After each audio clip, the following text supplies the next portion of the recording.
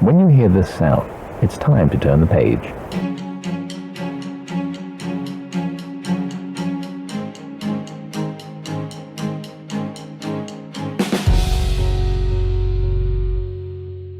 Hello, and welcome to Flipping Through. I'm Al. I am Capitan Rastrero. I'll be flipping through. I'm David Aragon. I have an animation YouTube channel called Unleash Animations. Hello, I'm Gartham. I will be your reader for this evening. Hi, I'm Stanton, and I'll be your comic relief tonight. Hello, I'm Psychomate. All right, without any further ado, let's get into the book. All right, so I believe, just so the viewers know, this is chapter 1 of the book. So we had the prologue, and now we are continuing on to chapter 1, The Purpose. The life of man upon earth is a warfare. Job 7:1. What follows is for those who want to change the world from what it is to what they believe it should be. The Prince was written by Machiavelli for the haves on how to hold power. Rules for Radicals is written for the have-nots on how to take it away.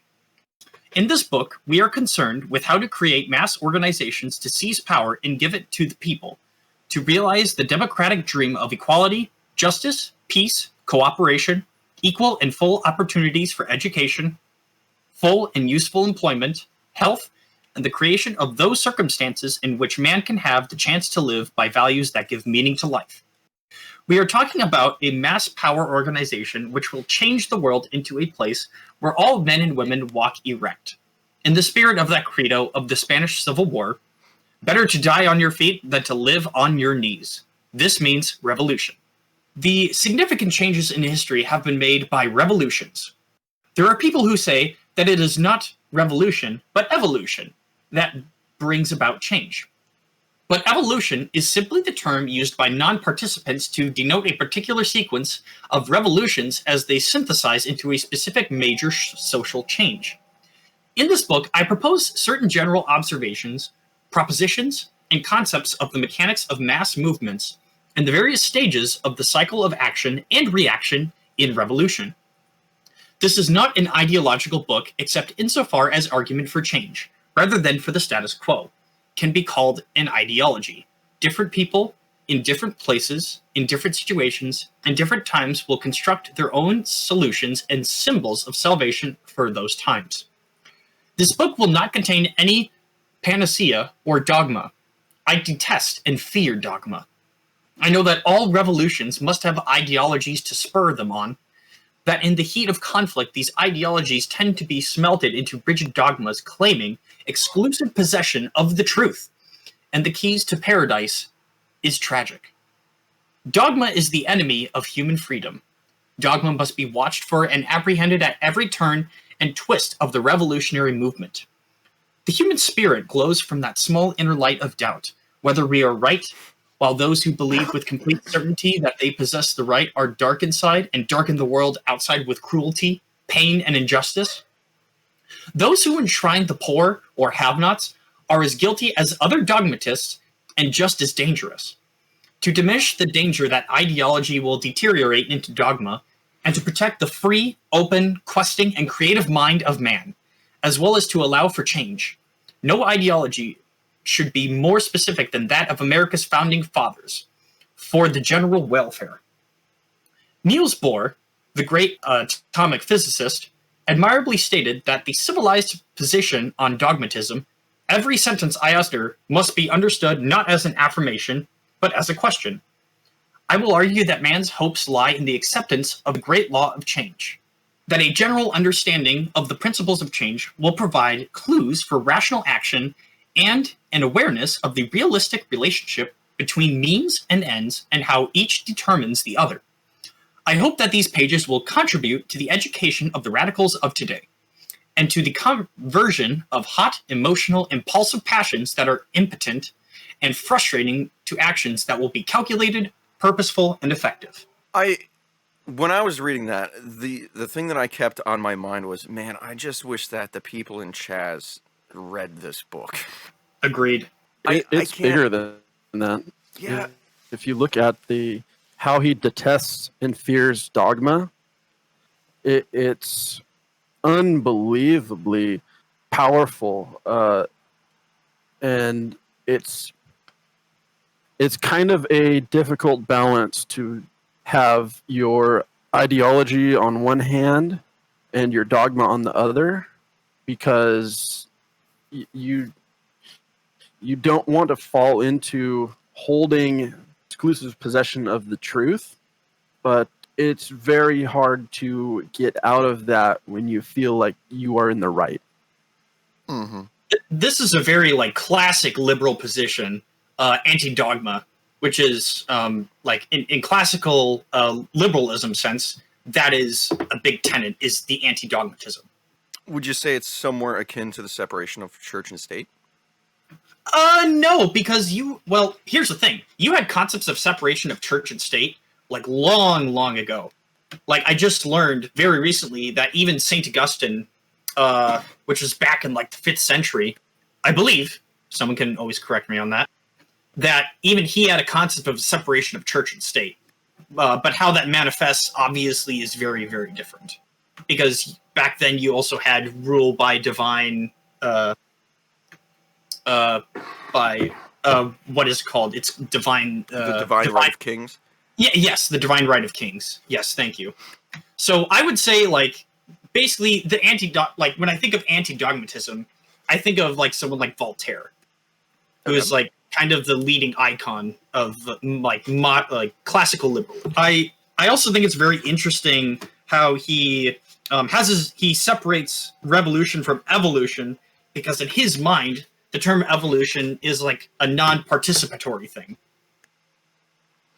Yeah, that's a really good point. And when I started kind of running the thought experiment of like, yeah, the have-nots do kind of constantly need to be trying to acquire power, I just don't like the way that he phrased it, like, take the power away from the haves. Like, no. How about we spread it out instead of just take it away?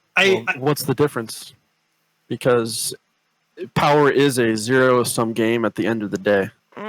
I think it's one of the things where, well, it really depends. It's like how, I guess it's the question of how much do you actually need, like, I guess, material-wise, in order to live a happy life.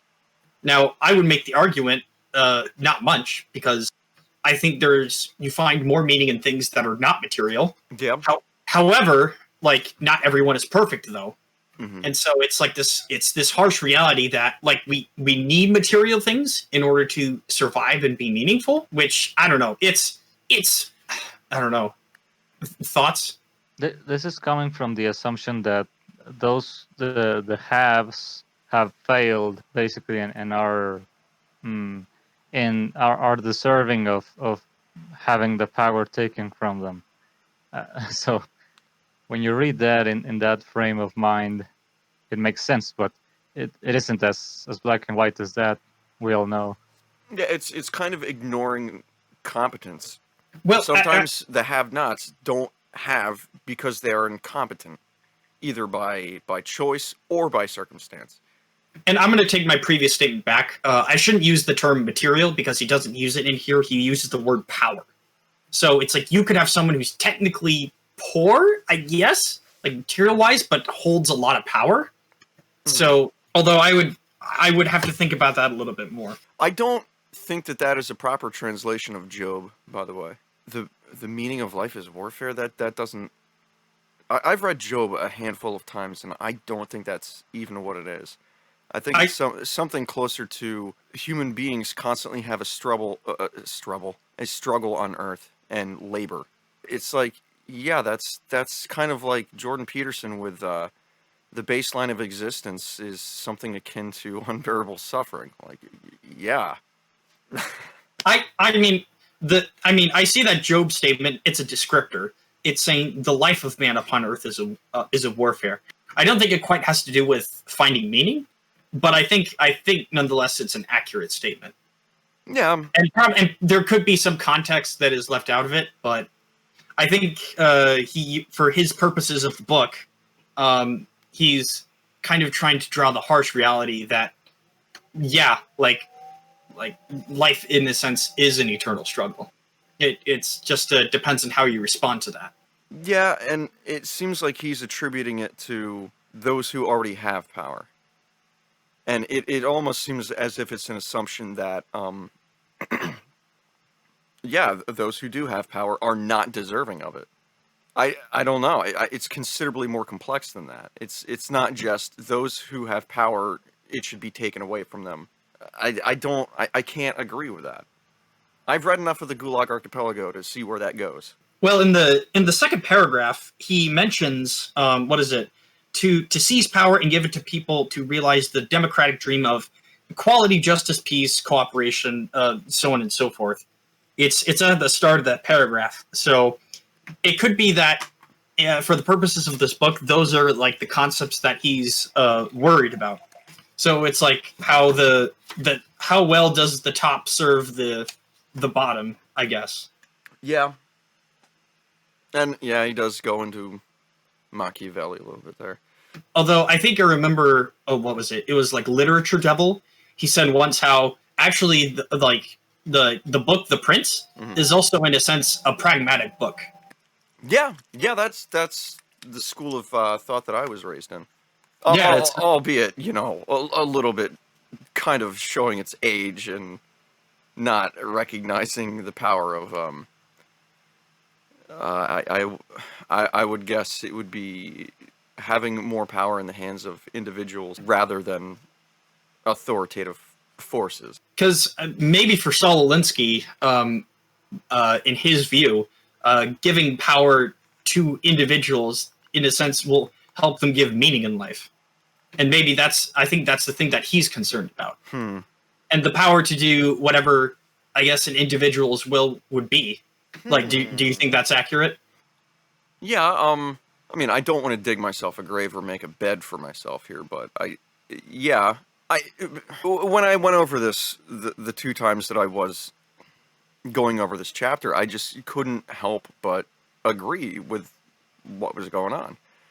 And I do think maybe we are, it's focusing in a little bit on minutia rather than, I guess what it seems like his focus is more on is, you can't get this with dogma. It's just going to fail if you try to use dogma. Essentially, yeah. Nobody has a good time with dogma, except for those in power. I just looked up that Job quote.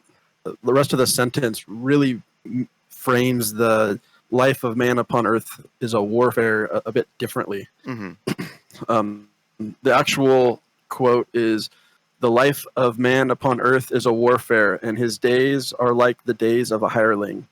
As a servant longeth for the shade, as a hireling looketh for the end of his work." So it's pretty much saying man has a purpose on the earth, and it's like work every day. Yeah. I think that goes with the Christian ethos that, yeah, you're suffering, but you gotta serve out your purpose anyway. Don't use dogma, folks. Here's some scripture out of context. Brilliant. Well, I mean, I think it's where he's using that as like ancient wisdom type thing. Yeah, but still, not giving it the full context. That's kind of shady. I don't know if it. I don't know. Without the full context, the warfare stands out. But when you hear the rest of it, you're like, okay, that's pretty fair. Yeah, like if you're saying that he used that quote to like evoke the notion of warfare for the in a revolutionary sense, then yeah, I could definitely see where you're coming from. But generally, I agree with that quote, I guess is what I'm trying to say. And yes, I can agree with it. And he does go to saying, the proper course of action is revolution. I don't want to believe that.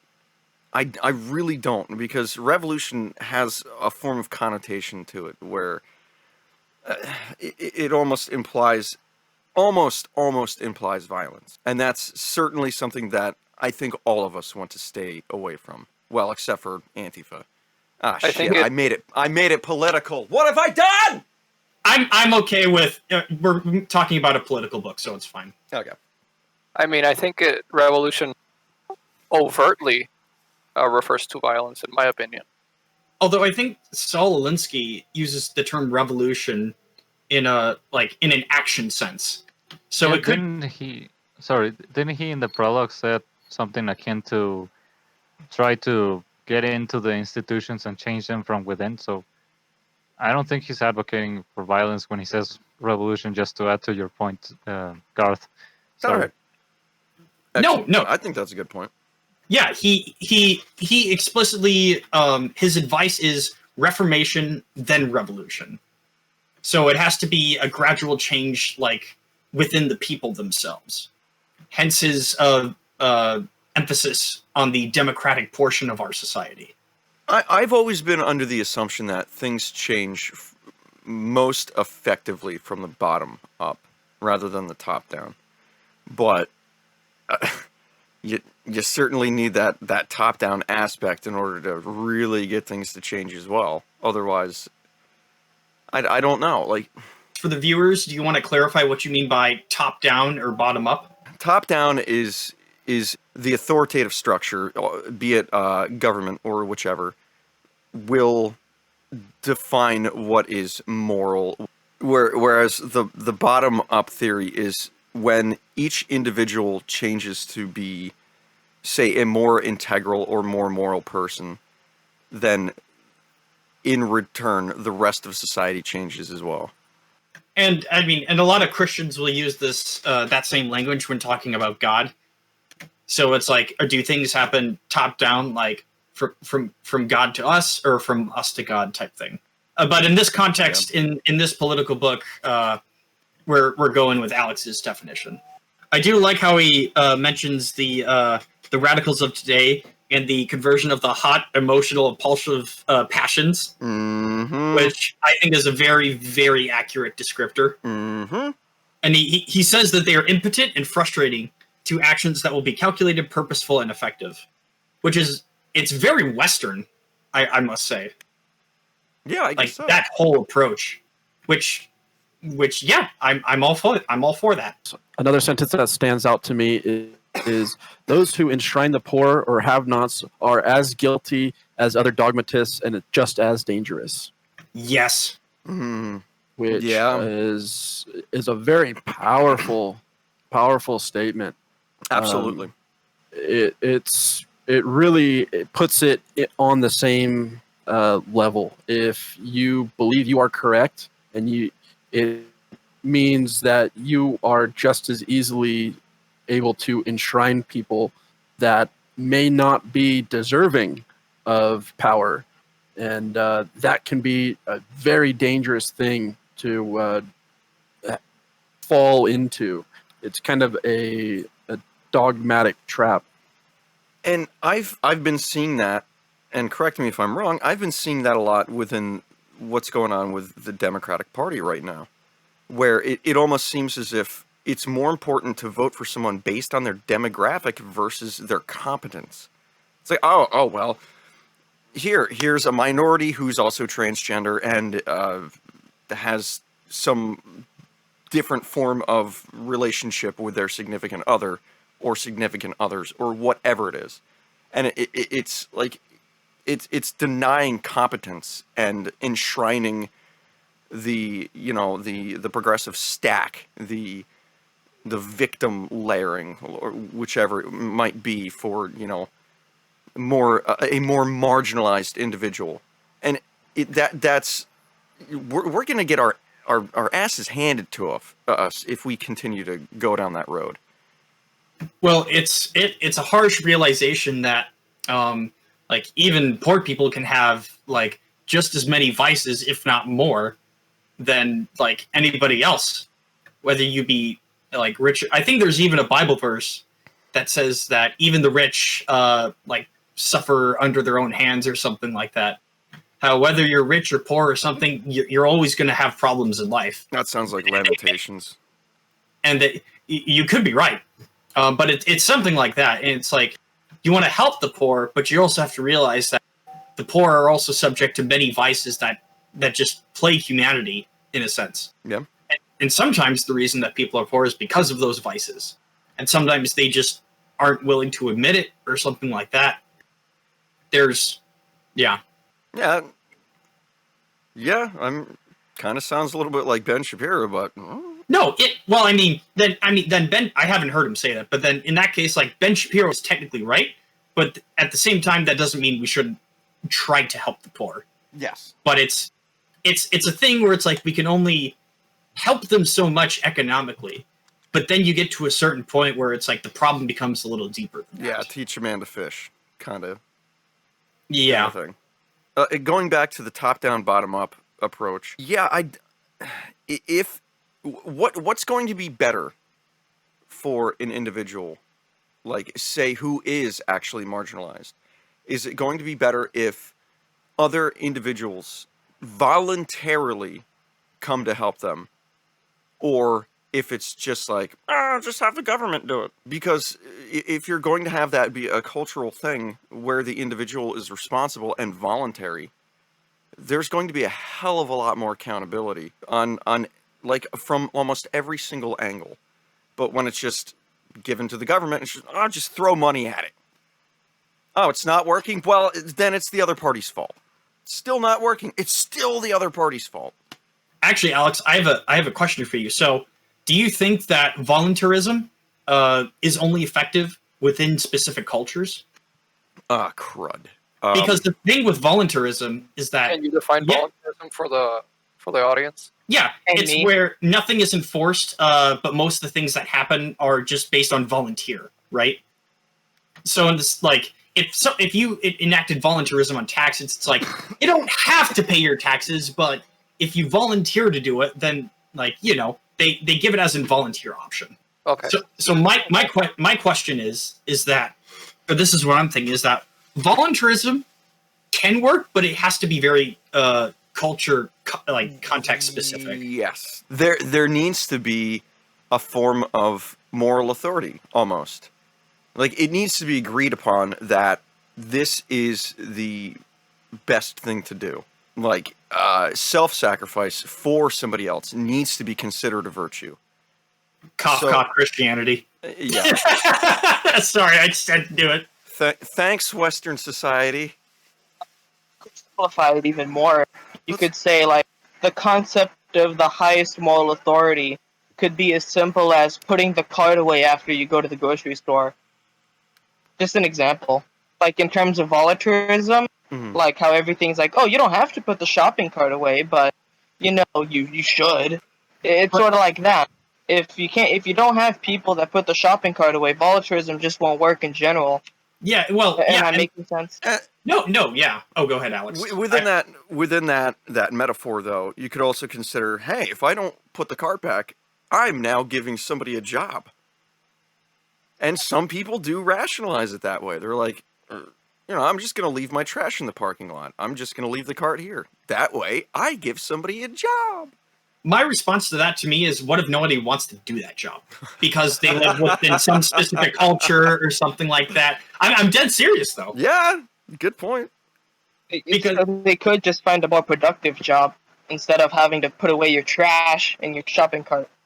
Or in the case of Dallas, Texas, they just throw both the shopping cart and the trash in a creek. Yeah. Alex, I thought it was really interesting because what you're touching on is the multicultural conundrum. Okay. When you have a culture that is full of different cultures with different beliefs as what would be moral, you run into the issue. Would that be values? It would be values. Okay. It would be included in that. You run into the issue that without some type of authority, there's no way to bind all these cultures into voluntarism. So there's the ideal of everything working together and everyone being totally open and accepting for making donations and really giving back to the community. That only really works when you have a monoculture. So you need some type of binding authority to really put it together, because without that, a multicultural society would never work. Yeah, a lot of what was it? A lot of government designs in the past usually have been designed around like the vices of humanity. Let's just say. Whereas if you have something like voluntarism, which doesn't really appeal to that vice, then it just doesn't hold together. I heard a libertarian make this argument of voluntarism, and I just thought that's not going to work. Yeah, that's one of the points where I have some of the biggest disagreements with Stefan Molyneux, and it really upsets me that he's so arrogant about it. Like it's just going to work, folks. Don't you understand? The free market. But that's why he's also taken an interest in Christianity too, because I think he also recognizes, well, the culture, in order to even stimulate that voluntarism, would have to be something like Christianity. Yeah. It's amazing how I mean, we've socially evolved where we kind of need a form of religion in one way or another in order for society to be cohesive. Otherwise, it's just going to be dog eat dog, Wild West. You got that. Yeah, I guess it's a sacrifice. Wait, religion is a sacrifice? It's like a pre-cooked frame of mind. So humans are religious just by nature. So if you replace religion, something comes and takes its place. Like, well, Yeah. like, Oh yeah, that definitely happens. Even yeah, if you want to deny it, it definitely happens. yeah, It reminds me a lot of specialization. Like, humans are so darn diverse because we have evolved, not committing the genetic fallacy here, but we have evolved in order to work together that, somebody has a specific thing that they're better at than somebody else. That way we can spread out the workload. Adam Smith, cough, cough. Continuing on, an example of the political insensitivity of many of today's so-called radicals and the lost opportunities is found in this account of an episode during the trial of the Chicago 7. Over the weekend, some 150 lawyers from all parts of the country had gathered in Chicago to picket the federal building in protest against Judge Hoffman's arrest of the 4 lawyers. This delegation, which was supported by 13 members of the faculty of Harvard Law School, and which included a number of other professors as well, submitted a brief as friend of the court, which called Judge Hoffman's actions a travesty of justice, which threatens to destroy the confidence of the American people in the entire judicial process. By 10 o'clock, the angry lawyers had begun to march around the federal building, where they were joined by hundreds of student radicals, several Black Panthers, and 100 or more blue-helmeted Chicago police. Shortly before noon, about 40 of the picketing lawyers carried their signs into the lobby of the federal building. Despite the notice posted on the glass wall beside the entrance, and signed by Judge Campbell forbidding such demonstrations within the building. Hardly had the lawyers entered, however, then Judge Campbell himself descended to the lobby, dressed in his black robes and accompanied by a marshal, a stenographer, and his court clerk, surrounded by the angry lawyers, who were themselves encircled by a ring of police and federal marshals. The judge proceeded to hold court then and there. He announced that unless the pickets withdrew immediately, he would charge them with contempt. This time, he warned there could be no question that their contempt would occur in the presence of the court, and would thus be subject to summary punishment. No sooner had he made this announcement, however, than a voice from the throng shouted, "Fuck you, Campbell!" After a moment of tense silence, followed by a cheer from the crowd and a noticeable stifling among the police, Judge Campbell himself withdrew. Then the lawyers, too, left the lobby and rejoined the pickets on the sidewalk. Jason Epstein, The Great Conspiracy Trial. Random House, 1970. The picketing lawyers threw away a beautiful opportunity to create a nationwide issue. Offhand, there would seem to have been 2 choices, either of which would have forced the judge's hand and kept the issue going. Some one of the lawyers could have stepped up to the judge after the voice said, "Fuck you, Campbell," said that the lawyers there did not support personal obscenities. But they were not leaving, or all the lawyers together could have chorused with one voice, "Fuck you, Campbell." They did neither. Instead, they let the initiative pass from them to the judge and achieved nothing. Radicals must be resilient, adaptable to shifting political circumstances, and sensitive enough to the process of action and reaction to avoid being trapped by their own tactics and forced to travel a road not of their choosing. In short, radicals must have a degree of control over the flow of events. I'm kind of wondering if something was actually achieved there. Is Saul here saying, more could have been achieved if everybody coursed in? It almost seems to be ignoring that. I don't exactly know how to put it. I'm sorry. He kind of sees it as a missed opportunity, I think. Okay. What he's trying to say is, when one dude just said it and people kind of applauded, the judge really didn't take it to heart. Like, if everyone was saying it together in one giant fuck you to this guy, they probably would have hit this guy a little bit harder and maybe actually changed his opinion a little bit. But honestly, I don't know if it would have, because I don't know this case very well. Well, But I think what he's just saying is it's just going to be a harder hitting thing when everyone's working Yeah. together. right, but I can does agree with that. sloganeering really work though? Does sloganeering work? Because that's basically what he's saying. He's like, oh, this is basically sloganeering.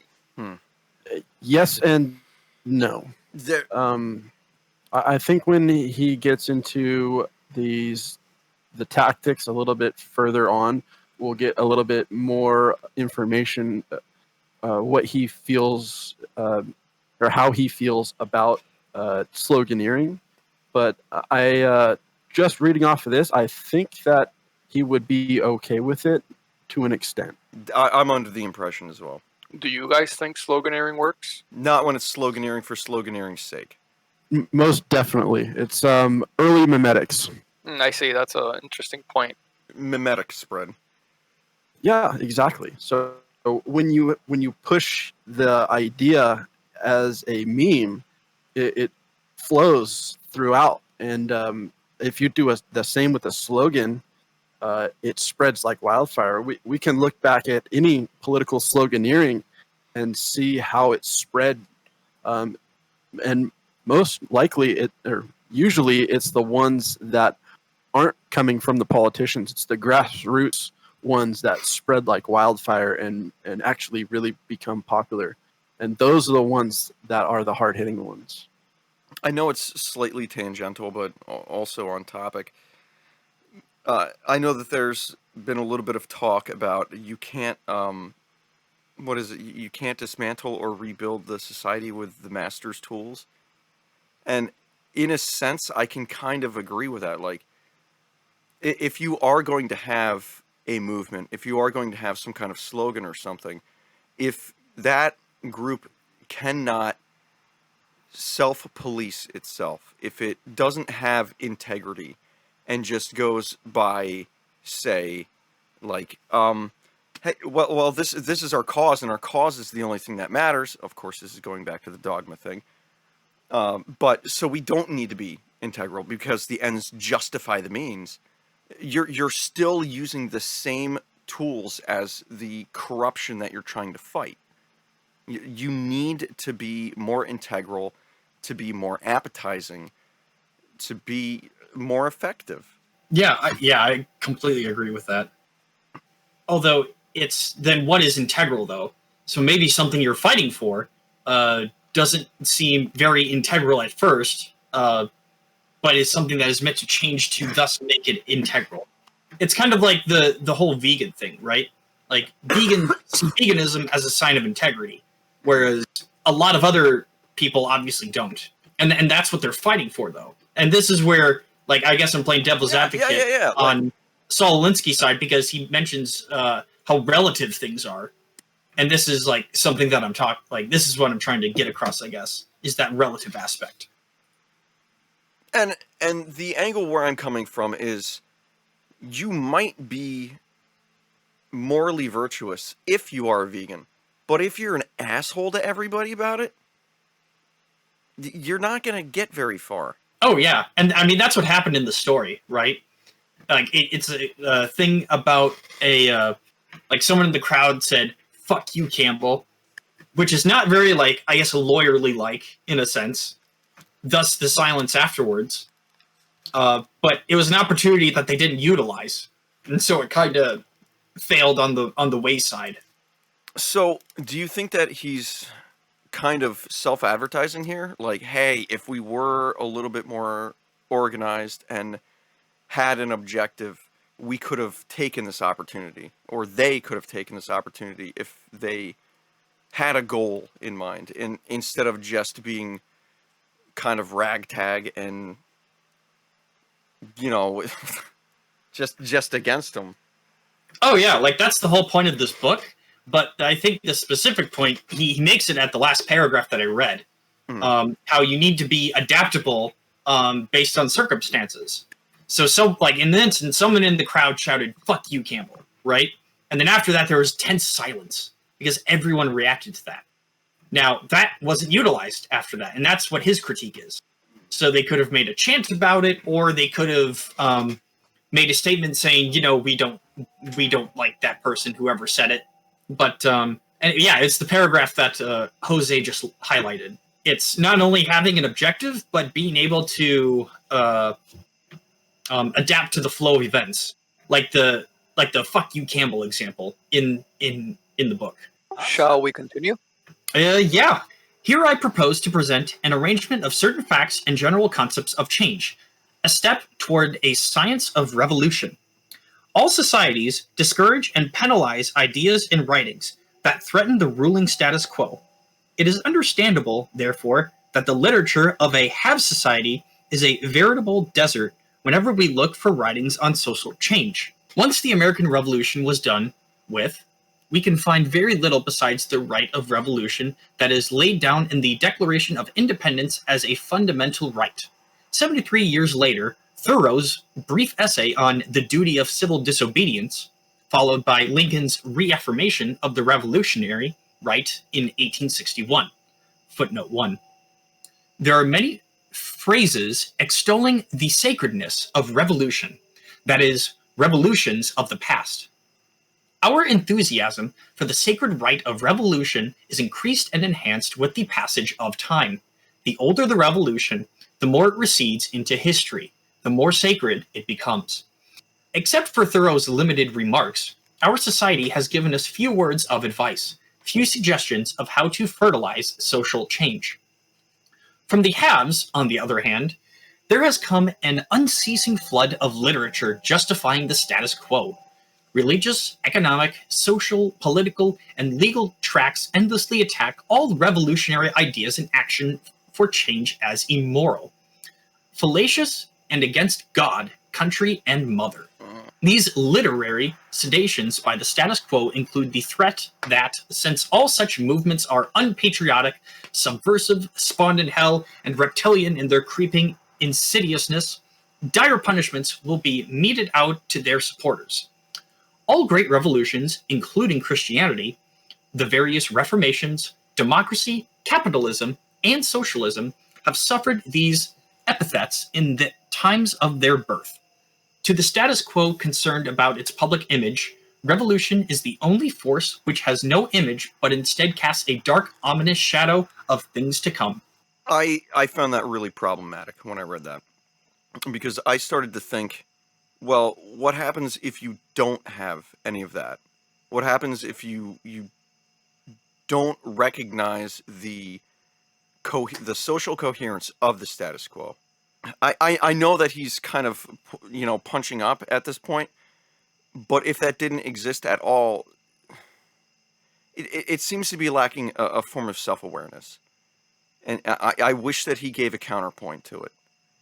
Like, yes, we do need to recognize that some things do need to be recognized as sacred, or working, for that matter. Well, I think the status quo thing. I think what he's saying is that that revolutions kind of have this notion that they're whatever revolution it is, that it's always terrible.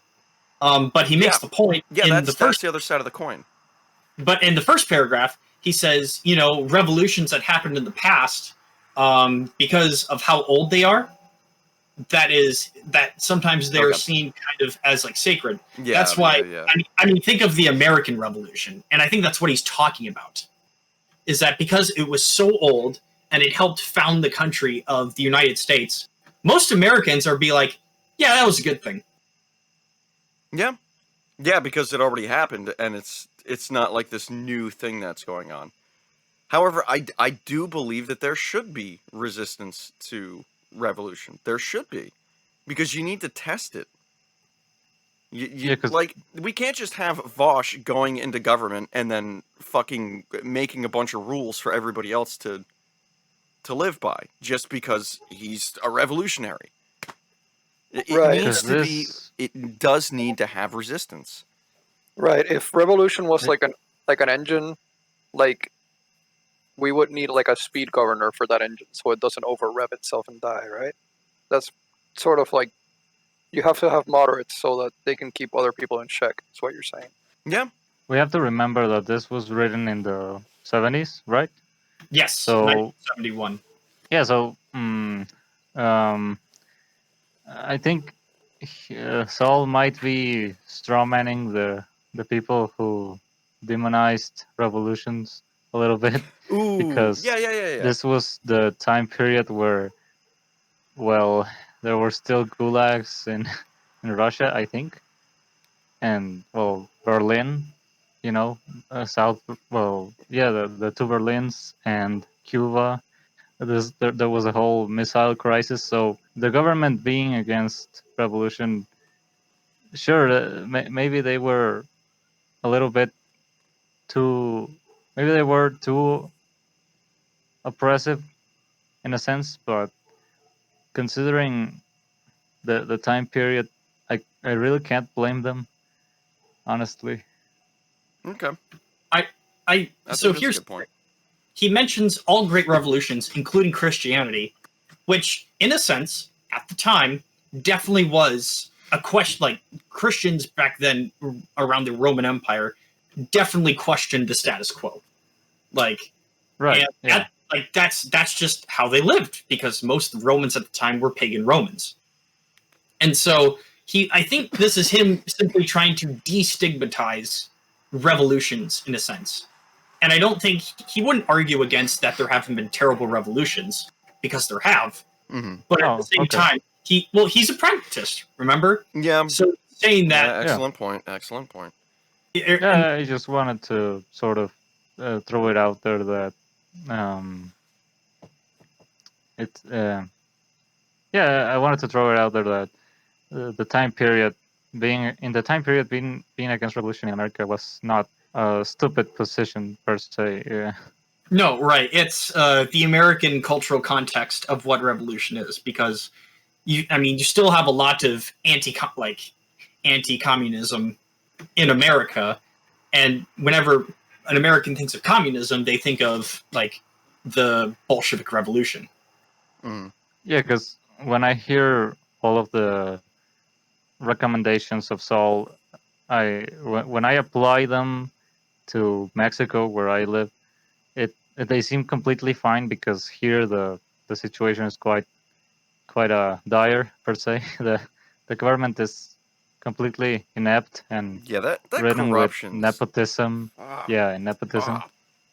So Saul Alinsky's revolution would work here, but it also would work over there for you guys, but I don't think the situation for you guys is quite dire. It doesn't exactly merit it's revolution.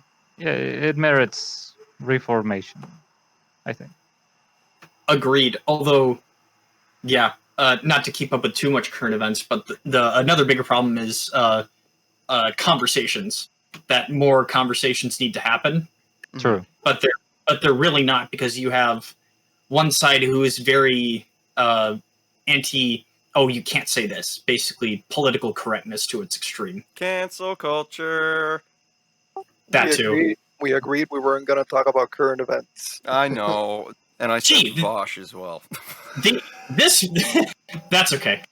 A good point I thought he did make in here. He's saying that that even capitalism, in a sense, was a revolution, which, in a sense, is kind of true.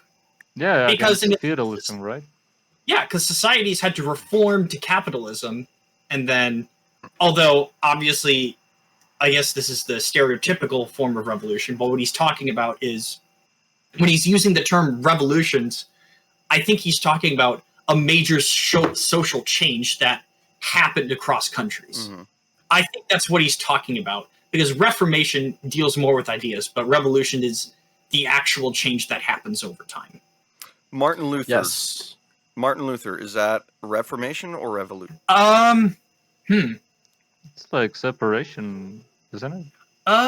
The Protestant Reformation. Well, I mean, obviously, it's called Reformation. Well, there you go. I don't know, because yeah, it was separate from the Catholic Church. I guess it also depends on Martin Luther's own of what he tried to do, because I think he did try to reform the Catholic Church, but in a sense, it did split off, which I don't know if that's what Martin Luther wanted. I don't believe so, but I can always be corrected on that. Yeah, I really don't think that's what Luther was shooting for. Well, we have to distinguish what differentiates Reformation from Revolution. Reformation is more idea based, so within the minds of the people, and then revolution is action based, not exactly violent, but just in the sense that things are changing over time. Yes. One thing that reminds me of is how means testing is anti-revolutionary. So if you have a well thought out and tested plan to put in action, that's more a reformation than a quick change that would be a revolution. So in that sense, revolutions are volatile and could go any direction. Mm-mm. Yeah, to If make you're not careful. to make it easy for everyone, just take out the TION, just like revolt. What does it mean? It means like something forceful, right?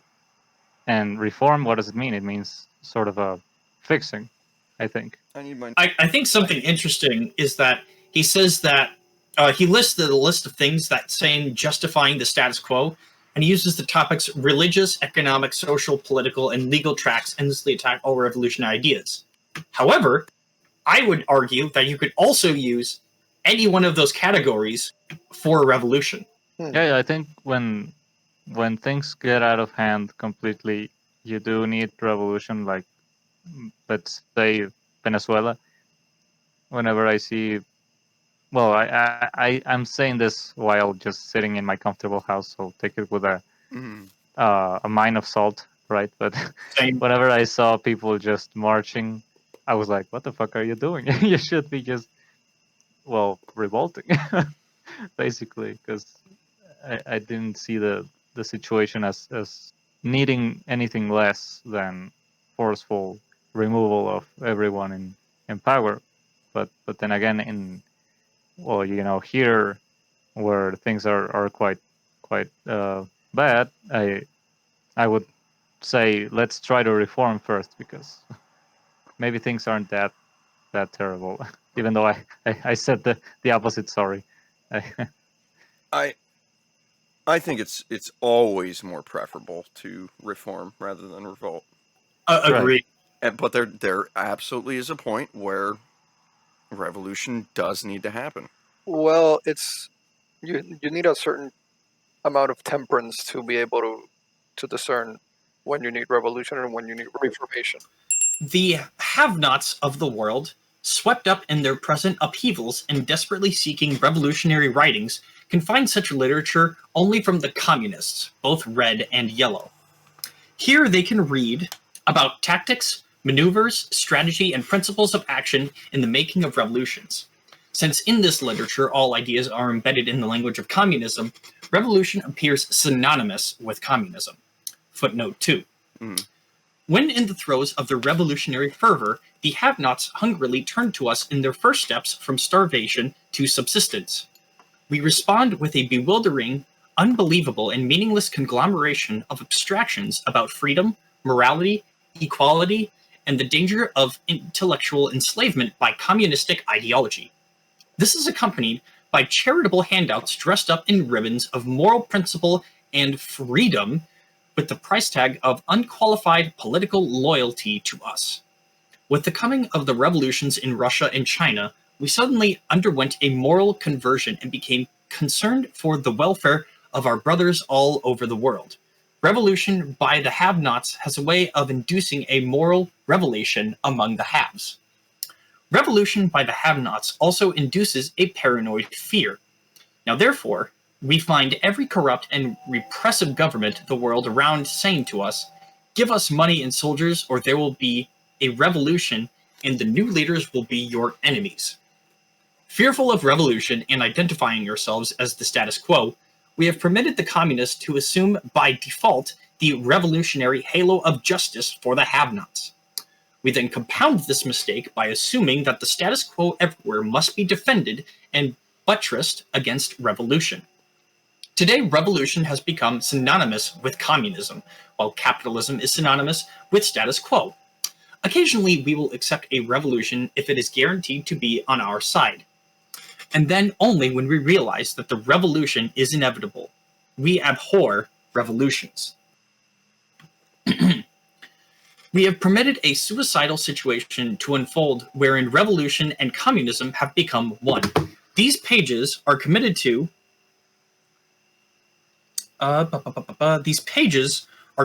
splitting this political atom, separating this exclusive identification of communism with revolution. If it were possible for the have-nots of the world to recognize and accept the idea that revolution did not inevitably mean hate and war, cold or hot, from the United States, that alone would be a great revolution in world politics and the future of man.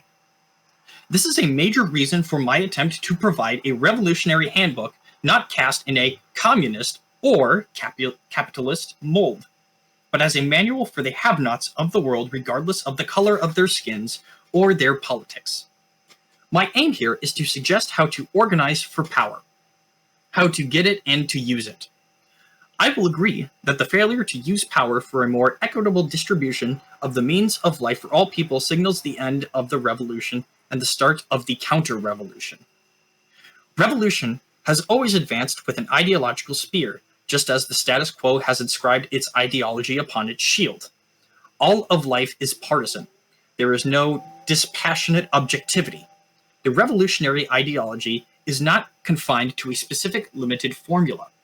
It is a series of general principles rooted in Lincoln's May 19, 1856 statement. Be not deceived. Revolutions do not go backward. I don't know about this statement. Like, I don't know about him throwing Lincoln under the bus here, but everything else, fair enough. I think Lincoln was wrong on this one, guys. No, I disagree with that, actually. Because a revolution is kind of a progressive thing, so it is something to move forward. I think the cultural revolution. I think the cultural revolution in China was not really a step forward, if you ask me. I mean, you could argue whether a revolution actually does go forward, but he's saying that revolutions do not go backward. He's stating the purpose of revolutions. So he's not saying that all revolutions that ever existed, Lincoln, in this sense, he's not saying that they all always go forward, but he's saying that that is the purpose of a revolution, is to not go backwards. Sure. But, like, one thing something doesn't, like, make it so. Well, what I mean is that when you define, per se, love, like, love is not toxic, and yet there's a bunch of toxic relationships. So, yeah, maybe with revolution, there's the same effect where, yes, in theory, you would want to move the society forward, but I do appreciate his stance where he's not sort of trying to be communist or capitalist and is living it up open for everybody. So I do appreciate that. Yeah, I do like that about him. He acknowledges that revolutionary language is steeped in, like, it's been like poisoned by communism. Yeah. Because you could say Comicsgate, for example, is a revolution against the status quo that is sort of the nepotism and the forced politics in mainstream comics, right? Yeah. Yeah, I can't disagree with that. I don't know much about Comicsgate. I don't either, but That's basically it. We know, based from what we've heard from Adam, basically. Adam Friended, that is. yes. Oh, yes. Thank you. I think it's interesting that he says there is no dispassionate objectivity. Objectivity in the sense, in the James Lindsay sense, where objectivity is something that everyone agrees upon, but that it's something that, but it isn't dispassionate in a sense, which I somewhat agree with. Even though the whole goal of objectivity is that it's supposed to be as dispassionate as possible. So I guess what I'm trying to say is I'm not sure how much I agree with that statement because it seems like an oxymoron. Yeah.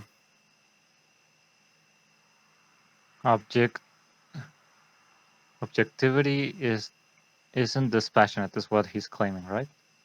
Yes, but then that would indicate that objectivity has a passion to it, in a sense.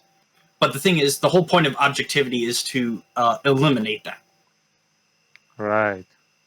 Yeah, I can't agree with that either.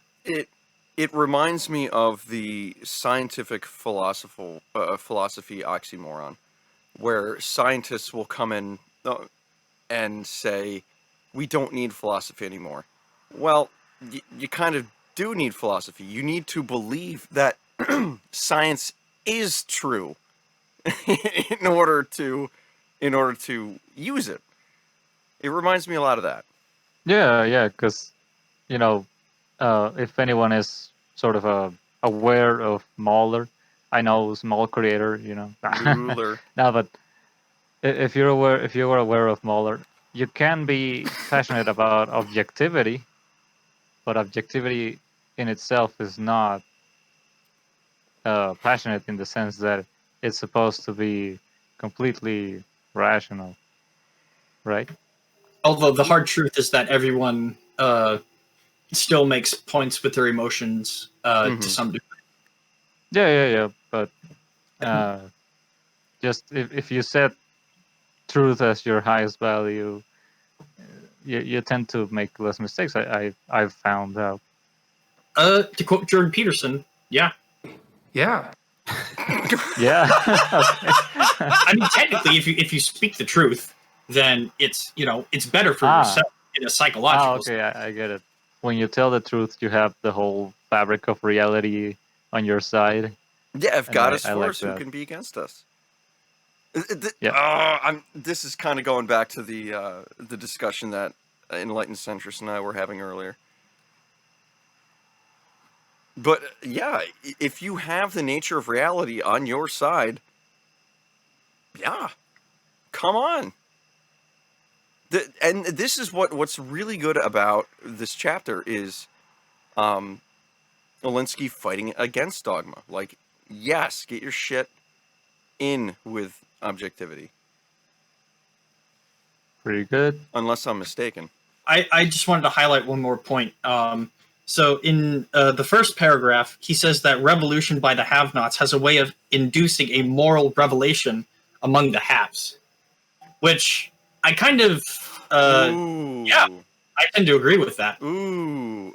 I like that he noted that we abhor revolutions. He's saying that revolutions are not something viewed as positive by 99% of the people.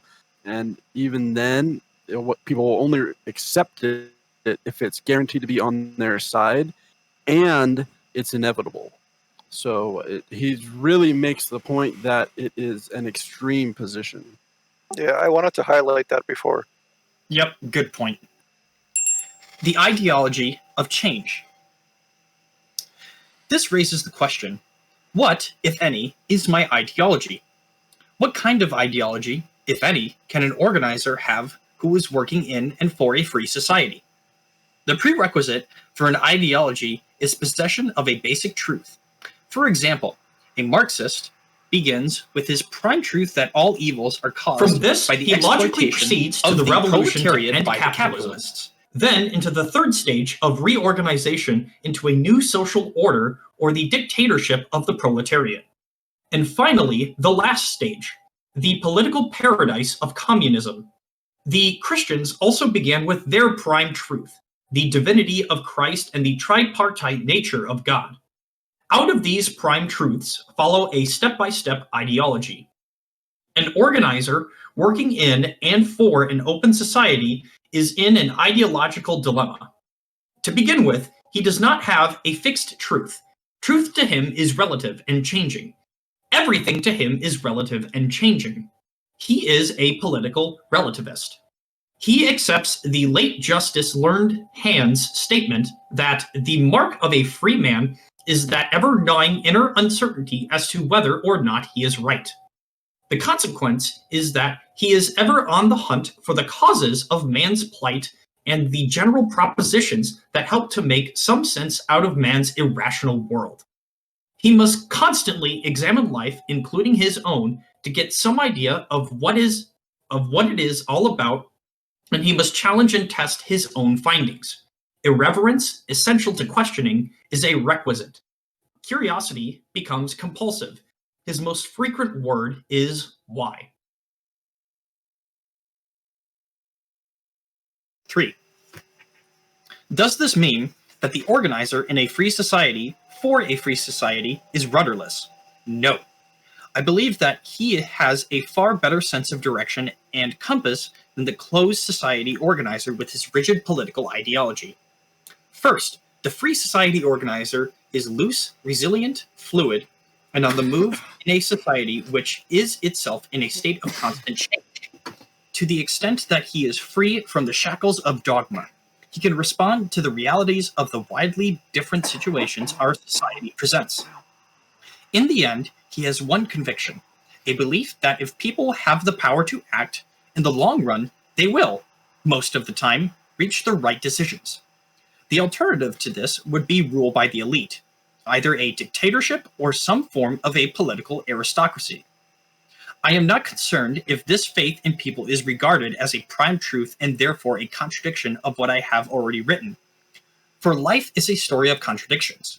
Believing in people, the radical has the job of organizing them so that they will have the power and opportunity to best meet each unforeseeable future crisis as they move ahead in their eternal search for those values of equality, justice, freedom, peace, a deep concern for the preciousness of human life, and all those rights and values propounded by Judeo-Christianity and the democratic political tradition. Democracy is not an end, but the best means towards achieving these values. This is my credo for which I live and, if need be, die. He's basically a person that everything is changing. So in a sense, he's kind of a political postmodern in a way. But at the same time, he also notes that someone who's an activist has to be focused too. In the, does it mean that an organizer is rudderless? And he says, no, I believe he has a far better sense of direction encompassed than anyone with a rigid political ideology. So he's saying that someone who is anti-dogmatic has a better sense of direction than someone who is. Yeah, I think I could agree with that. And Yeah. I don't find it too disagreeable. Same. From my own perspective, this is probably a chunk that I probably would have read 2 or 3 times. There's a lot to unpack in there. I do agree with this first paragraph, how he's saying that a lot of ideologies have a basic truth. This is kind of the same of the notion that in order to be rational, you have to have some type of normative standard, which is correct. Because he uses the word logical when he talks about, from this, he logically proceeds. So if you're entrenched in an ideology, your logic will be therefore based on that prime truth.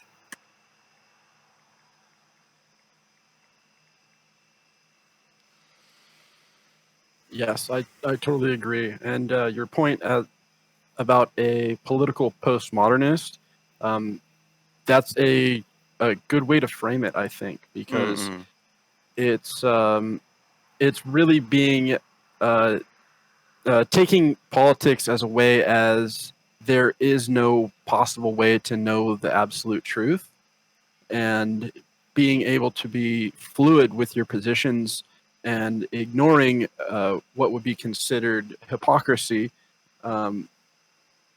as your positions move with the tides of political change, makes it so you have the best position to act and be the driving force for more change. I often find the term relative or relativist to be somewhat synonymous with social, in a sense. Okay. Your thoughts on that? How come? Because go ahead. I can agree with that because I'm under the impression that the study of sociology, not social psychology, I believe that there is a bit of a schism in there. Sociology is pretty postmodern. Well, I mean, actually, sociology is older than postmodernism by a long shot. I was gonna say, like, how so? To what I said? No, to what Alex said. Sociology and social psychology? How is that postmodern? Because sociology really isn't based in science. It's just kind of based in more of a fluid form of study. I see. So, well, here's the thing. Okay, so I'm going to disagree with you a little bit because Auguste Comte kind of coined sociology, and he was a positivist. And if you're a positivist, you are making the claim that you can only know things if they're based on science. Okay. Yeah, because that's isn't completely different. postmodernism just a deconstruction? Yeah, that's I believe deconstruction is a Derrida, the philosopher Derrida, like that's his phrase, deconstructionism. Yeah, so postmodernism is deconstruction, which is useful, right? When, especially, it helped to get rid of dogma, which Saul says, okay, if you are serious about changing the world, you need to see it as it is, not sort of force it into your frame of mind, into your dogma, right? I'll agree with you that sociology is postmodern, but I think that's just because it has been sort of infiltrated in a sense. Okay, I can agree with that. But the thing about postmodernism is that I guess it depends if you're treating sociology as a science or not. Because if you treat it as a science, then it does not align with postmodernism, because postmodernism denies science, in a sense. That is the problem, right, with postmodernism, is that it's fine to deconstruct some things, but then you do have to construct, basically. Yes, because the original, way back then, that battled dogma was skepticism. That was the main weapon against dogmatism. And that goes all the way back to Socrates. Right.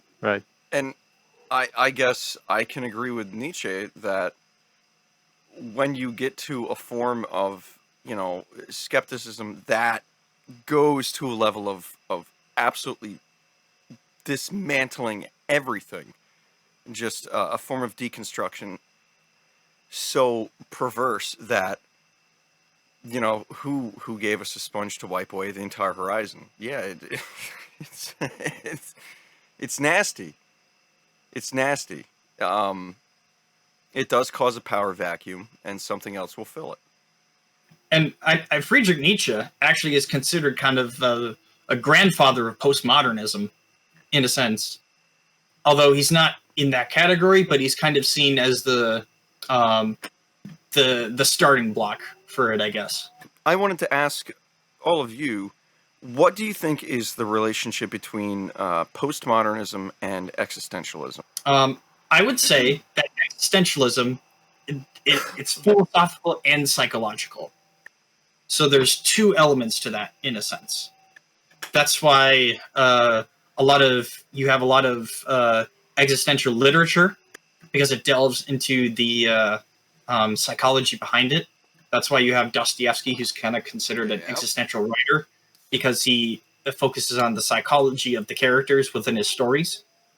Yeah. And then there's the philosophical portion of it, where you delve into the subjective experience of existentialism, which is why you kind of get thinkers like Camus. I believe he was the one who coined the phrase "life is absurd." So existentialism is the study of existence. So here's the premise: it is that we exist in this world first, and then we have to define ourselves in a sense. It's not we are given a definition like that. We have a purpose in a sense, and then exist. It's we exist and then are having to go out and find purpose in a sense. Okay. So Hopefully that clears things up. okay. So maybe postmodernism is related to existentialism, whereas when you deconstruct almost everything, you sort of reach the core, and you are sort of naked in the dark. Like you have sort of nothing else. You find yourself in a void, thinking that, well, what the fuck am I, and where am I? Why do I exist, and all that? And can easily lead to nihilism as well. Yeah, that is the fucking that is the a trap, right? So and that's, I think, the big contribution of Jordan was sort of reminding us that we have to search for meaning, not necessarily happiness, but search for meaning, search for a purpose. Have you read Maps of Meaning? Search for what is meaningful, not what is expedient. Right. And yeah, no, I don't even read the instructions of the washing in my clothes, man. Fair enough, but but I have Peterson's seen the definition videos. Peterson's definition of meaning is considerably broader than what he might put in like something like his lectures about not lectures, what interviews for 12 Rules for Life. Like when he speaks about meaning, he can get really deep about it. And as far as postmodernism is that, I would have to think about the difference between skepticism and postmodernism. I think it may be that skepticism is more about the arena or the agent acting upon the arena, whereas I think postmodernism is the arena reacting to the agent, so to speak. Maybe that just made things confusing, but that's how I would differentiate skepticism from postmodernism. From my understanding, postmodernism and existentialism is the rational ending of extreme subjectivism. If everything is subjective, you fall back into a postmodernist world and a existentialist world. Purely. I don't know how much subjectivity has a role in postmodernism. I guess I'd have to think about that. It is definitely objective in a sense. because they kind of believe that everything else kind of presses like against you. I would have to think about that. Let's continue. The basic requirement for the understanding of the politics of change is to recognize the world as it is. We must work with it on its terms if we are to change it to the kind of world we would like it to be. We must first see the world as it is and not as we would like it to be. We must see the world as all political realists have, in terms of what men do and what they ought to do, as Machiavelli and others have put it. It is painful to accept fully the simple fact that one begins from where one is, that one must break free of the web of illusions one spins about life. Most of us view the world not as it is, but as we would like it to be. The preferred world can be seen any evening on television in the succession of programs where the good always wins, until the late evening newscast, when suddenly we are plunged into the world as it is. Footnote forward. Political realists see the world as it is, an arena of power politics moved primarily by perceived immediate self-interest, where morality is rhetorical rationale for expedient action and self-interest. Two examples would be the priest who wants to be a bishop and bootlegs the politics his way up, justifying it with the rationale, after I get to be bishop, I'll use my office for Christian reformation. Or the businessman who reasons, first I'll make my million, and after that I'll go for the real things in life.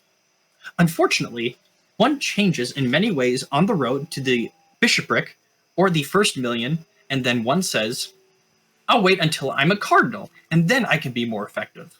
Or, I can do a lot more after I get to million, and so it goes. Footnote 5.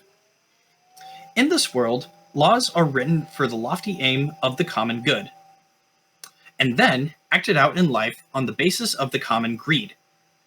In this world, irrationality clings to man like his shadow so that the right things are done for the wrong reasons. Afterwards, we dredge up the right reasons for justification. It is a world not of angels but of angles, where men speak of moral principles but act on power principles. A world where we are always moral and our enemies always immoral. A world where reconciliation means that when one side gets the power and the other side gets reconciled to it, then we have reconciliation. A world of religious institutions that have, in the main, come to support and justify the status quo. So that today, organized religion is materially solvent and spiritually bankrupt. We live with a Judeo-Christian ethic that has not only accommodated itself to, but justified slavery, war, and every other ugly human exploitation of whichever status quo happened to prevail. I have a serious problem with that last statement. I'm going to give the devil his due and say I'm probably misinterpreting it. I'm probably reading into it and overthinking it. It could be he's saying that Christianity has even come under its own flaws because it tries to justify things that are unchristian. He's saying that there's no exception. Okay, you freaking nailed what I was thinking in a lot less words. You're welcome. I really like that sentence. It is a world not of angels, but of angles, where men speak of principles, but act on power principles. Like that, there are definitely people that are like that. Yeah, and I have a knee-jerk reaction to that statement. Part of me knows that it's not completely right to have that knee-jerk reaction. I'm just assuming that what happens when somebody approaches life as if it is nothing but angles, as if it is nothing but, power politics. I was thinking that maybe we are maybe hypersensitive towards those types of people who sort of see the world as nothing but this or nothing but that. Like they don't seem to believe in anything, and so that kind of gives off or sets off alarms in our heads, where it's like, oh, this person is kind of dangerous because there's nothing sort of holding them back in terms of they don't find anything sacred or out of reach or something like that. I like his example that he gives about how I'll make my $1 million and then I'll go for the real things in life. And then he says, well, later on, then he goes for $2 million. Yeah, the moving of the goalpost, right? Yeah. Right, exactly. And so he's saying how it's a sense of the dishonesty of an individual's character. It certainly does need to be recognized as being dishonest on a certain level. I would say that almost makes me think about procrastination as a form of moral license. Well, in a sense, in his examples, those are procrastination. Yeah.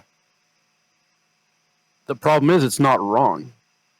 A cardinal has way more power than a bishop, and someone with $2 million has twice as much power in money as someone with $1 million.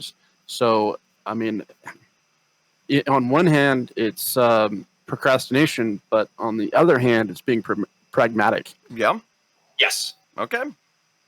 But yeah, and what he's saying is that they're not going for the lofty Christian virtues. He's saying they're just going after power, essentially.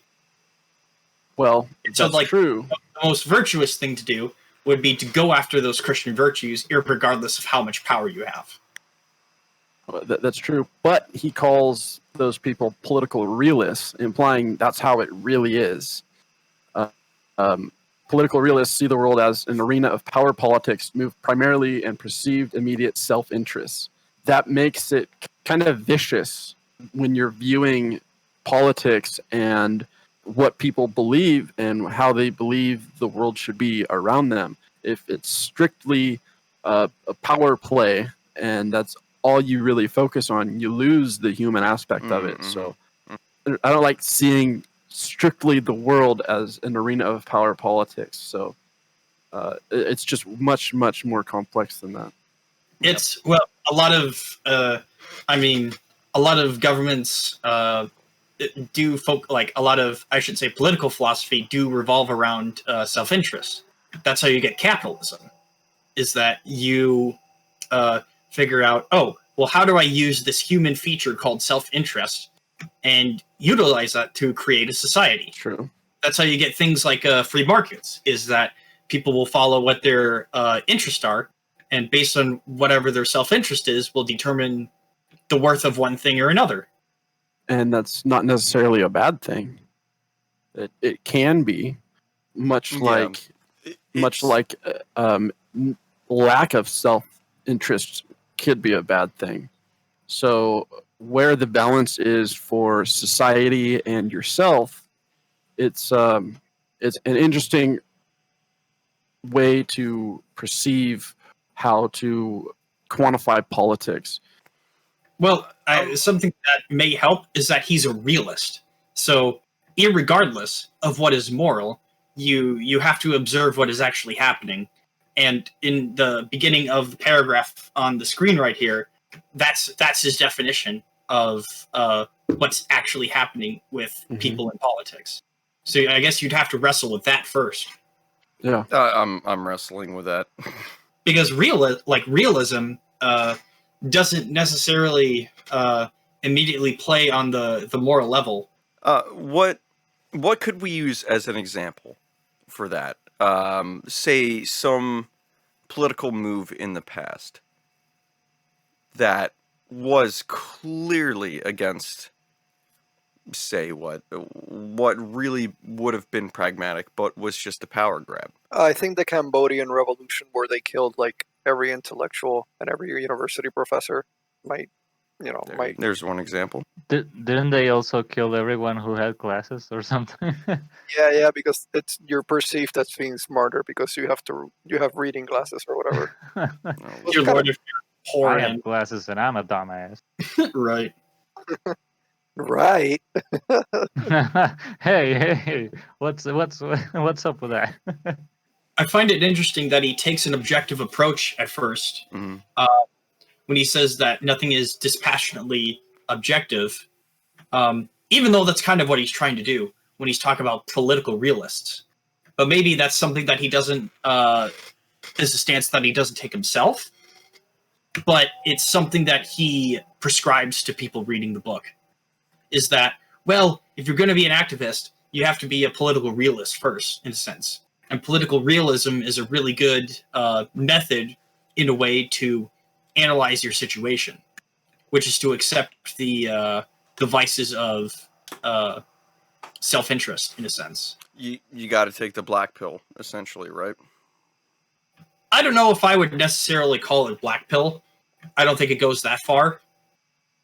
Because, yeah, I don't know. You have to see reality as fucked as it is, but you also have to believe that it can change. Otherwise, what's the point of revolution or reformation? Being aware of the worst of reality, I don't think immediately means black pill, because it depends on how you take that kernel of knowledge, I suppose, and what you use it for. It's like the chapter black. If I'm remembering correctly, power politics is a basis for critical theory. I don't know if maybe. Sounds about right. Yeah. Okay. Yeah. How's that for a freaking postmodernist twist on things? Critical theory. Is it really that critical? Well, no. Because it seems a lot more dogmatic than it seems critical. Yes. Hey, hello. Hello. Introduce yourself. Hello, I'm Lieutenant Amazil, and I am late. Hopefully my 2 hours of social interaction in the grocery store doesn't give me the goof. No. Since you came late, we're going to hit a topic with you. What do you think of postmodernism? No context, just that statement. That's one of those phrases where I feel like it's artsier than it needs to be. Ooh. From what I can gather from memes, postmodernism is basically like modernism is man versus society or something. I think postmodernism is man versus society. I may be wrong with my memes. Well, you heard it here from Amazon. All right, we'll keep going. We live in a world where good is a value dependent on whether we want it. In the world as it is, the solution of each problem inevitably creates a new one. In the world as it is, there are no permanent happy or sad endings. Such endings belong to the world of fantasy. The world as we would like it to be, the world of children's fairy tales where they lived happily ever after. In the world as it is, the stream of events surges endlessly onward with death as the only terminus. One never reaches the horizon. It is always just beyond, ever beckoning onward. It is the pursuit of life itself. This is the world as it is. This is where you start. It is not a world of peace and beauty and passionate rationality, but as Henry James once wrote, life is, in fact, a battle. Evil is insolent and strong. Beauty, enchanting but rare. Goodness, very apt to be weak. Folly, very apt to be defiant. Wickedness, to carry the day. Imbeciles, to be in great places. People of sense in small. And mankind generally unhappy. But the world as it stands is no narrow illusion, no phantasm, no evil dream of the night. We wake up to it again forever and ever, and we can neither forget it nor deny it, nor dispense with it. Henry James's statement is an affirmation of that of Job. The life of man upon earth is a warfare. Disraeli put it succinctly, political life must be taken as you find it.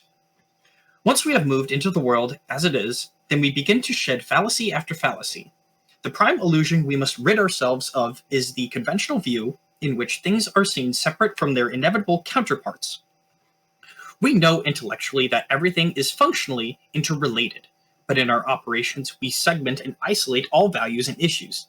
Everything about us must be seen as the indivisible partner of its converse, light and darkness, good and evil, life and death. From the moment we are born, we begin to die. Happiness and misery are inseparable. So are peace and war. The threat of destruction from nuclear energy conversely carries the opportunity of peace and plenty. And so, with every component of this universe, all is paired in this enormous Noah's Ark of life. Life seems to lack rhyme or reason, or even a shadow of order unless we approach it with the key of converses. Seeing everything in its duality, we begin to gain some dim clues to direction and what it's all about. It is in these contradictions and their incessant interacting tensions that creativity begins. As we begin to accept the concept of contradictions, we see every problem or issue in its whole interrelated sense. We then recognize that for every positive, there is a negative. Footnote 6.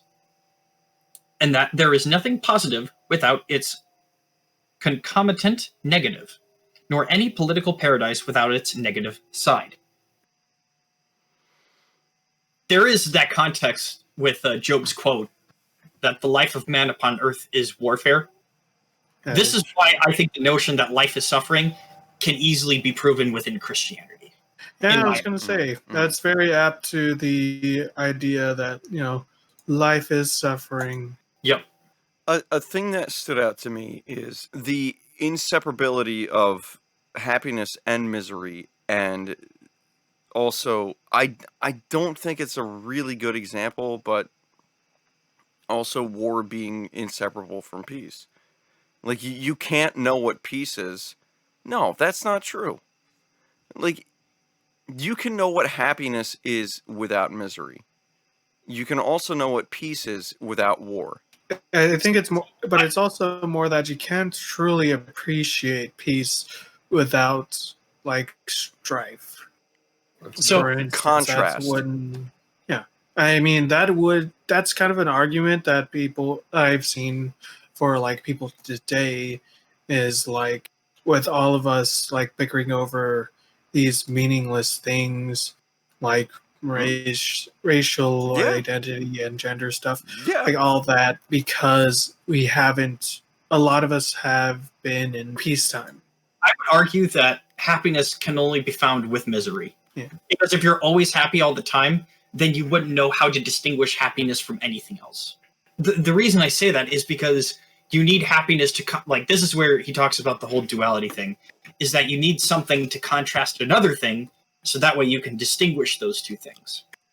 In my mind, it's an unbalanced contrast. What this really boils down to is the meaning of life, which I believe, and I think a lot of people would agree, is purpose. For instance, we cannot really find.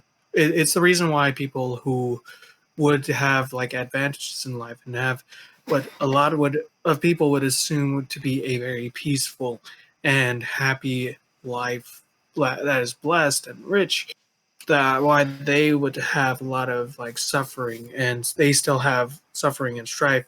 They still have their own personal war, because even though they have these advantages, they lack they have a sense that they haven't fulfilled their own purpose, for they already have what they want, and thus what is life when you have everything. If you're talking about people who are privileged can't know the difference between peace and war, I mean, you can, because I don't want to say this cliche, but it's relative, right? So not even it doesn't matter how privileged and rich you are, you're gonna have some moments of frustration and strife, and you can digest it as well as other people who have to go through actual strife. But to say that just because you're happy means that you don't know what being unhappy is, to me, is not, that doesn't ring true. Yeah, that's fair. Happy is a yuppie word. I would only, I guess, how I would summarize it with the whole duality thing that he talks about in the last paragraph, is that you can only know something exists because of its counterpart. Because if something isn't distinguishable from anything else, then you could just consider yourself blind. If you only see one color, but you can't distinguish that color with anything else, then technically you're blind. Exactly. Yeah, you really don't appreciate peace if you don't know war, but I still think that you can know what peace is without war existing. If war never existed, you can understand what peace is. You can also conceptualize what war is. I don't think Well, that you need the existence of both of them at the same time in order to have you really get ever them. have you ever fought with your family? Oh, plenty. Well, do you think rich people don't fight with their family, or like people who are like sheltered? You see what I'm saying? Like this thing of No. Go this- on, go on. I want to see where you're going with this. this insulated subject that we have to like fabricate in our minds that this person never like experiences peace or like war. Like that's not real. That's just a concept that we have in our mind. Everybody goes through struggles, even if it's less than your struggles you're going through. Still a struggle. I think it's interesting how he notes that it is not a world of peace and beauty and dispassionate rationality. However, he's making a very good effort to try to rationalize things dispassionately. So I find that very interesting. And maybe he's doing that on purpose. Maybe. I mean, he already came into writing this book kind of with a sense of humor. Like that whole, in the prologue, kind of giving that, quote, attribution to himself, but was about Satan getting his own kingdom. Oh yeah, there's a lot of like irony in this book. There seems to be a lot of humor going on. And I think that's, isn't that a point that he points out in the prologue? Like, we need to use humor. Yes. He's talking about dumb mistakes that people make, and he utilizes that as a point of humor. He's like, these are stupid, don't do it. Okay. He's talking about contradictions a lot and fallacy, and it almost makes me think like he wants people to accept contradictions and fallacy as a normal part of the human existence, when it really seems like he might actually be speaking about different ideologies butting heads against each other, and what may seem like contradictive narratives from the outside while being coherent from the inside. Yeah. Jordan Peterson does say that people are able to hold contradictory views in their head, so to speak. Mm-hmm. And so and that's how people act. And I think that's also what he's trying to point out. But I don't want to see it really be something that's rationalized, and I don't think living where your contradictions can be accepted as normal is something that will really get you much progress. No, yeah, like it sounds like you're looking at it from like a moral point of view rather than a realism point of view. Would I be correct in saying that? So what would you say would be the counterpart to the notion of politics itself? Well, what do you mean by the notion of politics itself? Like what are politics in general, right? Like define Politics would be where our personal beliefs meet the government, and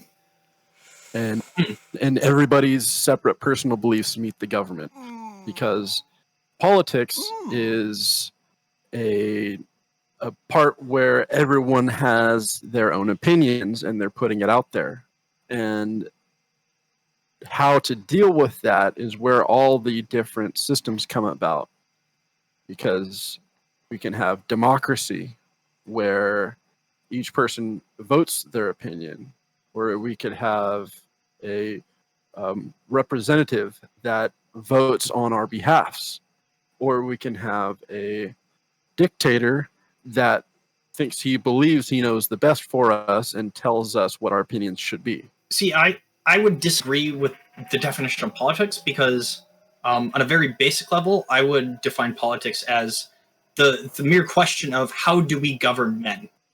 Like, that is the initial statement in politics in general.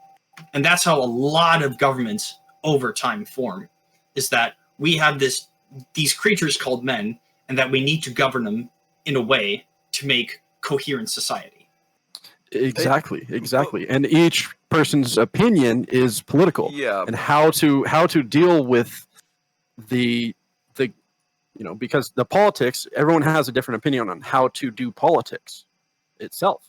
So politics, it has a political opinion in itself. So yes, you're right. But how I frame it is it's broader than that. It's everything that has to do with a personal opinion and the government. I don't think it's dependent upon opinions though, because if that was the case. Then I think that you're that's both what it right. comes down to. No. So it's more dependent upon the nature of man and what that is. Because a lot of Enlightenment works that talk about politics also include the notion of the nature of man. Stanton, do you think that you have a better word than opinion? I would ask that same question too. Well, opinion is just how the nature of man is expressed. Yeah, I'm catching what you're throwing. Because we can call it the nature of man, but how does the politician, say, understand what the nature of man is? Because it's a subjective thing per each person. So calling it an opinion or a subjective belief, either way, it's still going to be their own life learned experiences and what they feel is correct or not. It's like where subjectivity meets objectivity, and you mix the two together, and then you also have the same freaking subjectivity within human nature, and that's kind of the realism behind politics.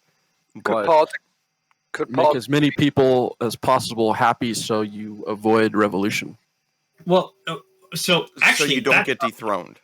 But that sounds like Jean-Jacques Rousseau. So it does sound like Rousseau. It does, because Jean-Jacques Rousseau believed in the social contract that a government is only should serve the will of the people, and that's where you get things like the French Revolution. Ooh. Now, and which is something that happened. I would argue that it is objective first and then subjective. So it looks for this objective nature of man, so to speak, to create this subjective peace, or this false sense of subjective peace. Because the one notion I agree with Rousseau is that society corrupts people, in a sense, which is true to some degree. Can I suggest a definition? Go ahead. Sure. Mm-hmm. So I've been listening to what you guys are saying, and it sounds to me like politics is just a negotiation of power. The negotiation of the application of power. I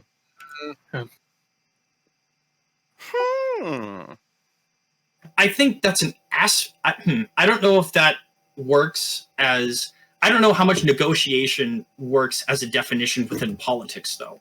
Because not all politics are always negotiations, in a sense. I would rather describe it as a study or practice of mass control. Because if you take it into its like basest form, fundamentally, politics is essentially just trying to figure out how best to control the masses into not creating barbarism or just anarchy. Thomas Hobbes, cough, cough. Well, the reason I use negotiation is because, well, not in all societies, but in most societies, the governed have a say in what goes on. Well, yes, of course. And even if it's not expressly bestowed, even if it's not expressly allowed for them to have a say, like they have a say just in the assumption of violence. Like in any society where the lords don't have a monopoly on power, politics can happen. Where the lords don't have a monopoly on power, then politics can happen. I don't know if I just repeated as if it's a differentiation between elite narrative versus argumentation. Correct? Elite narrative versus argumentation. I'm not sure about that. I don't know how much. I believe it would just be argument. Yeah, I don't know about that because narrative is such a psychological thing in my mind.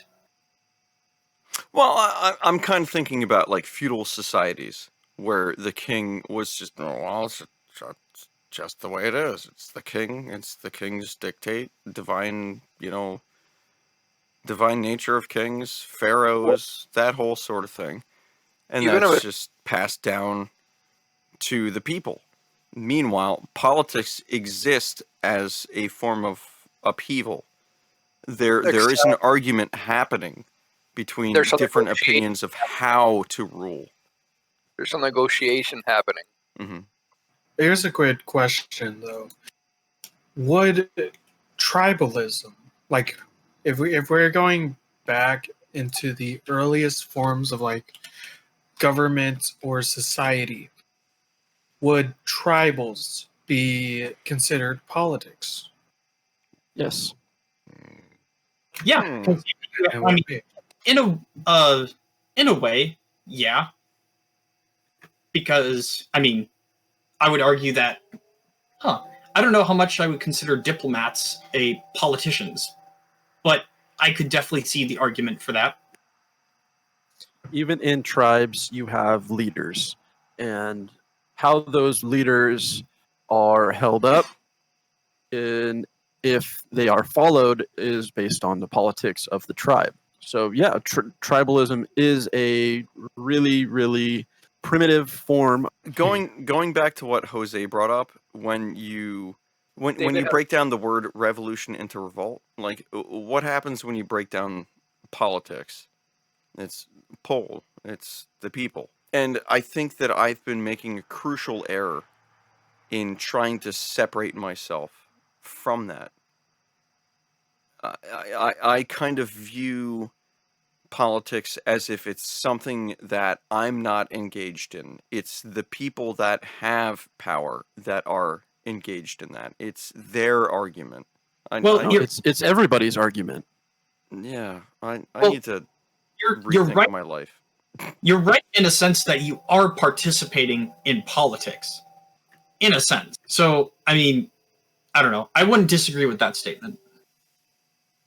The left often says everything is political, and it's true if you frame everything in a political light. That's like dog food is for dogs.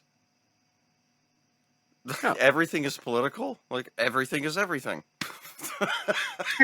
Well, Come on. if only because everything is based in and around society, which society in itself can be argued to be political. Well, if I can just interject, I think we all have to acknowledge that grilling is not political. I just want to grill. Yeah. I disagree. Grilling can be made political. Incredibly political. right.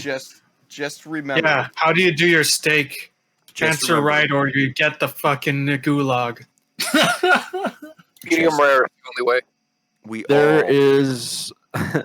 There's a regulation that you cannot barbecue after 8 o'clock. Are you shitting me? Real is real, man. Revolt! No! And it can It's be like political. the fucking Mogwai thing. Anytime can be after 8 o'clock. I need to look up Aristotle's politics to get a better sense of this, because I think, I don't know. I know I'm trying to piggyback off myself, but I think Aristotle uses the definition that I use is how to govern the nature of man. Because I mean, Aristotle is the OG realist in a sense.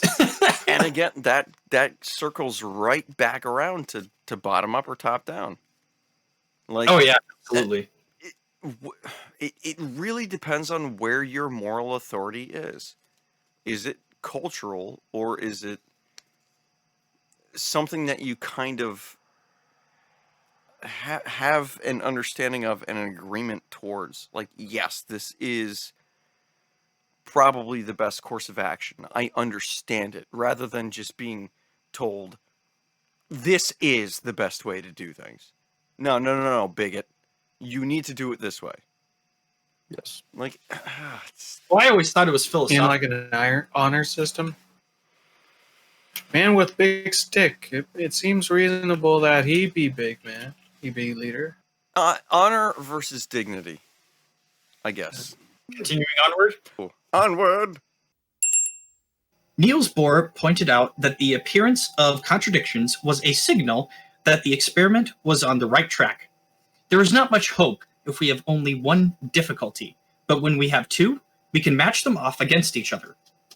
Bohr called this complementarity, meaning that the interplay of seemingly conflicting forces or opposites is the actual harmony of nature. Whitehead similarly observed, in formal logic, a contradiction is the signal of a defeat, but in the evolution of real knowledge, it marks the first step in progress towards a victory.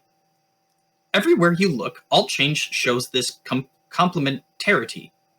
In Chicago, the police of Upton Sinclair's jungle, then the worst slum in America, crushed by starvation wages when they worked, demoralized, diseased, living in rotting shackles, were organized. Their banners proclaimed equality for all races, job security, and a decent life for all. With their power, they fought and won. Today, as part of the middle class, they are also part of our racist, discriminatory culture. The Tennessee Valley Authority was one of the prize jewels in the Democratic crown. Visitors came from every part of the world to see, admire, and study this physical and social achievement of a free society. Today is the scourge of the Cumberland Mountains, strip mining for coal and wreaking havoc on the countryside. The CIO was the militant champion of America's workers. In its ranks, directly and indirectly, were all of America's radicals. They fought the corporate structure of the nation and won. Today, merged with the AF of L, it is an entrenched member of the establishment, and its leader supports the war in Vietnam. Another example is today's high-rise public housing projects. Originally conceived and carried through as major advances in ridding cities of slums, they involved the tearing down of rotting, rat-infested tenements and the erection of modern apartment buildings. They were acclaimed as America's refusal to permit its people to live in the dirty shambles of the slums. It is common knowledge that they have turned into jungles of horror and now confront us with the problem of how we can either convert or get rid of them. They have become compounds of double segregation on the basis of both economy and race, and a danger for anyone compelled to live in these projects. A beautiful positive dream has grown into a negative nightmare. He is slightly Hegelian. Sorry, go ahead, Stanton. He's kind of setting up a problem here. He's talking about housing being a problem because people don't want to live in slums, and then when more modern housing comes about, they are it's not good enough, and the modern housing becomes a problem in itself. So I'm not sure what the solution is here, because when you look at it, slums are bad, and the positive dream of modern apartment buildings has grown into a negative nightmare. So where is the exit point for this? But I think you're making his point even more pronounced, because there was an earlier part in the chapter where he said, with every problem solved, it creates another problem. Yes. So, and this is where he goes back to his statement of that life is warfare, in a sense. Okay. But if everything ends up being bad, what's the point of doing anything?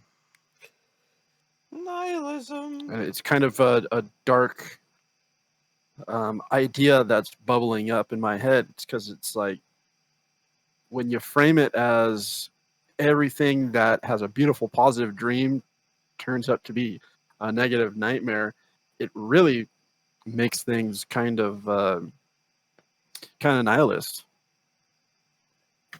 It could be that, like, let's say you have a positive dream for something, and at the moment it is, and then time passes by, and then a nightmare comes up that came from within that solution. Now, that wasn't the intention at the time, but that's what happens.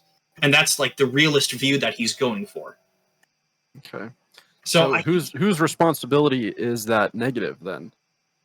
I think the argument he's saying is that I don't think it could be necessarily anyone's. Now, I don't know if that's true or not. Yeah, because I guess I could accept the fact that if someone makes a bad decision, that there are consequences, in a sense. Like, that is true. I said he was a Galilean because, what was it? Because he says in my earlier part of the reading, but in evolution of real knowledge, it marks the first step in progress towards a victory. So he's using that contradiction, in a sense. He's saying, no, this is the real way to form knowledge, which is very Hegelian in a sense. Mm-hmm. It's the I think he's phrased it the origin of creativity. Not necessarily the origin, but something about creativity coming from creativity begins. No, I think you're right. Oh, and by the way, for the readers listening, the CIO that I read earlier, I believe that stands for oh crap. I had it and I lost it. You know what? I'm looking this up. It's AFL. Okay, AFL is the American Federation of Labor. The CIO is the Congress of Industrial Organizations. So it basically, from what he was saying in the paragraph, he's saying that even though these two organizations were kind of the prime example of being a radical and trying to enact change, they kind of formed into this establishment that ended up bad, let's just say, because he's saying that its leader supports the war in Vietnam, which in Saul Alinsky's view is a negative thing. So it's like they were initially, at the time, they were fighting for a cause that they believed in, but then later on, it's like, oh, well, now they support the war in Vietnam. They became the status quo. Yes, yeah, exactly. Although I will say this, I don't know. I guess labor, I see those as disconnected in a sense, because you have these two organizations who are talking about specific issues of labor, but then you have it, but then they supported the war in Vietnam, which I don't see those as related. I think his example of the slums is a much better example in this section. Yeah, but that example, that because it starts off as they were claimed as America's refusal to permit people to live in the dirty shambles of the slums. And that's a problem, of course. Slums are horrible. Now that has spawned into jungles of horror, and they confront us with the problem of how we can convert or get rid of them. And they have compounds of double segregation and are dangerous for anyone living in there. So that's a whole list of things that were just like the slums to begin with. It's well, and in a way, even those two issues are somewhat separate. And although I would love to hear a counter argument to it, that you're talking about quality of life versus the versus segregation in a sense, which even those two issues are separate in some way. Although I don't know, I guess you could argue otherwise, because people are also segregated by quality of life. So I guess that's why I call it the better example. Yes, he says double segregation because he's grouping race and economy together, and in this day and age, that's would be considered racist. Yeah, it's like assuming the black man is always poor and assuming that the white man is always rich. Kind of. Yeah, that is exactly. that is a pretty racist assumption, and I have a problem with it Oh, of course. because I believe in individuality. Well, you're just white, Alex. Of course you believe in individuality. Yeah, because my privilege is showing. Yeah, right. All that nonsense. We'll see if he has any ideas on how to solve that duality of problems here further on in the book. Yeah, I don't know if he used these examples extremely well, to be honest, to try to prove his point, because the last paragraph, well, I guess I'm getting ahead of myself, but in the next paragraph, you know what? I'm just going to read it because it's related. It is the universal tale of revolution and reaction. It is the constant struggle between the positive and its converse negative, which includes the reversal of roles so that the positive of today is the negative of tomorrow and vice versa. All right, having read that, I don't know how well those examples actually prove that, because you would have to prove that in the CIO and the AFFL example, you would have to, well, I guess he believes that everything is interrelated. So you would have to show that, I guess, the concept of just labor has to do with the Vietnam War, which it could, but I don't know. It just seems like a stretch to me. It may be accepting that the win that the CIO made was at the cost of its leaders supporting Vietnam. Maybe, although the way there's the negative that comes with the positive, and that's kind of how he's been framing this duality and realism, as not everything can work in your way all the time. I guess the way I interpreted it is that he's saying that there are unintended consequences that happen over time because of these things, is the way that I read it. That's the way that I took it as well. I do think it is important to point out what Stanton's bringing up, though. And that last paragraph you read, I'd like an example of the vice versa, a negative of today becoming a positive of tomorrow. That would be, I guess, there would be something like, okay, this is really bad, but it's like, well, yeah, war's bad and everything, but it's got population control, so, that's a good thing. It's really bad, but it would be something along those lines. Well, I mean, it also stimulates the economy. It's got technological innovation. It's got other things apart from fucking eugenics. So that's my very extreme example. It is extreme, but I believe that it's valid. It's a harsh reality. This view of nature recognizes that reality is dual. The principles of quantum mechanics and physics apply even more dramatically to the mechanics of mass movements. This is true not only in complementarity, but in the repudiation of the hitherto universal concept of causality, whereby matter and physics were understood in terms of cause and effect, where for every effect there had to be a cause and one always produced the other. In quantum mechanics, causality was largely replaced by probability. An electron or atom did not have to do anything specific in response to a particular force.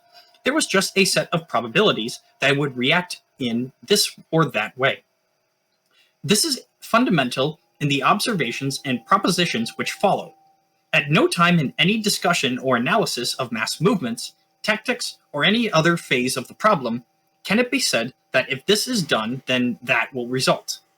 The most we can hope to achieve is an understanding of the probabilities consequent to certain actions.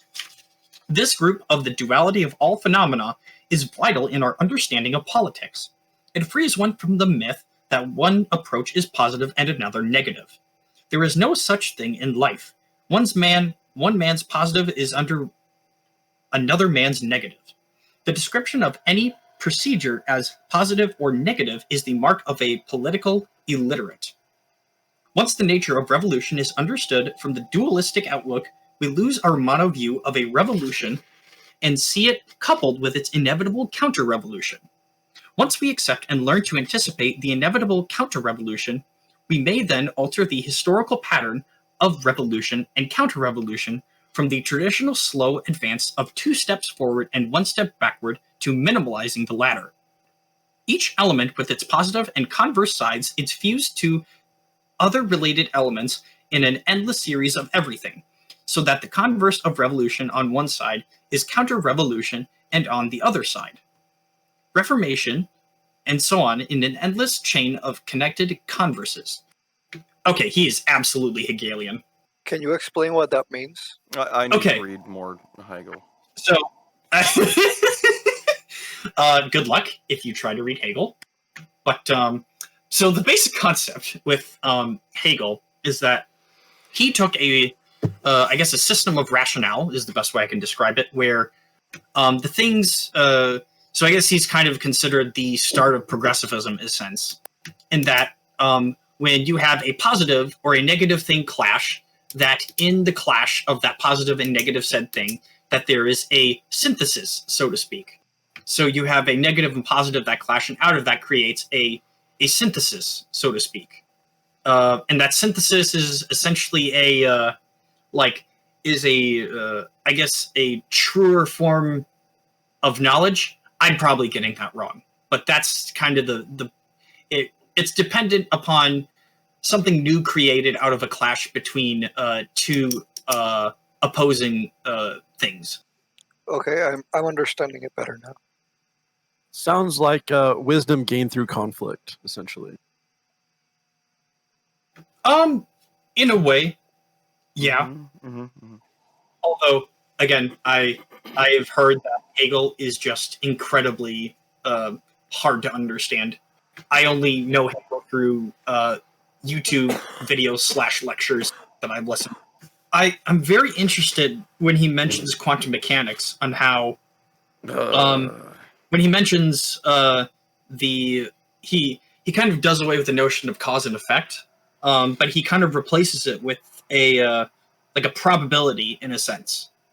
So it's I wonder if for the notion that one thing happens, therefore something that could be seamlessly unrelated may possibly react to that other said thing. Yes. However, what I would counter with that as a machinist is that in science, there are at least things that we know to be able to do things. Like, we know enough science to make CNC machines to make parts. Mm-hmm. They're nope. Not gonna go off on that tangent. So, 2 + 2 = 5. I'm not gonna go off on that tangent. Try to fucking build a foundation with 2 + 2 = 5. Just did. Try to fucking do that. I'm sorry. I'm triggered as fuck by that. You can't. You cannot. Try to CNC anything with 2 + 2 = 5. Try applying that to your infrastructure. Saul actually touches on that in this last paragraph. The mono view of your, let's say, ideals for the future is something that people are really, really focused on lately, because when counter-revolution comes up, it must be ignored because people don't want to see that counter-revolution to their own ideas. They want it to be their way, and that's how it works, because that's the easy way. And if they were actually to look into what the opposition would say, they may not be so strong on the idea of revolution. So it's kind of a fail-safe built into what he's talking about here, is making sure that when you are stepping into being a revolutionary, that you fully understand all sides of the story, because without that, you might as well be a monkey in an attack helicopter trying to fix it. Yeah, it's like Well, again, he's a pragmatist. So he's saying if you have a revolution, you also need to know what your counter-revolution is to, as he says, 2 steps forward but 1 step backward. Mhm. So in the sense, you're technically making progress. I feel like the quantum mechanics example that he gives is it's so odd because Also consider the time period when he's bringing up quantum mechanics, because we have a more advanced level of understanding of quantum mechanics. that's true. It could be that he's using it to try to shatter our conventional views of reality is the best way that I can think of why he's using it. That's how I take it as well. Yep, yeah. I don't mean to sound He's- dismissive, but whenever somebody starts talking about quantum mechanics, I immediately tune out. Oh, same here. Well, I mean, since you bring up quantum mechanics, I wanted to mention when you mentioned the 9.999% chances where 2 plus 2 equals 4, but that's, you must remember that there is the quantum theory that there is a non-0% chance that if you touch a wall, your hand will go through it. Is it non-zero though? Yes, it's zero. It's like a 0.00000000001% chance that it could happen. I believe in the Jedi. Yes, exactly. it's so interesting because little background about me, I'm a machinist, is that whenever we do machining, we don't think of quantum mechanics. At the very least, we use basic math and at the very least, like basic physics. So in a sense, it's like if we use the cutter this way to cut the material, then the force applied on the workpiece will be going in this direction. So therefore, we need to do this, this, and this. So even though he uses the example of quantum mechanics to try to, I guess, muddy our reality, and he very well right, there are still things that exist that are just pragmatic enough, in a sense, to do what we need to do. It seems like a rhetorical move to ignore the nature of reality and saying, like, well, because this element of the nature of reality exists. Well, he's trying to follow his own principle of what the world actually is. I think is what he's trying to do. Okay, fair So enough. not to- Fair enough. give him Fair enough. I think he's not a physicist.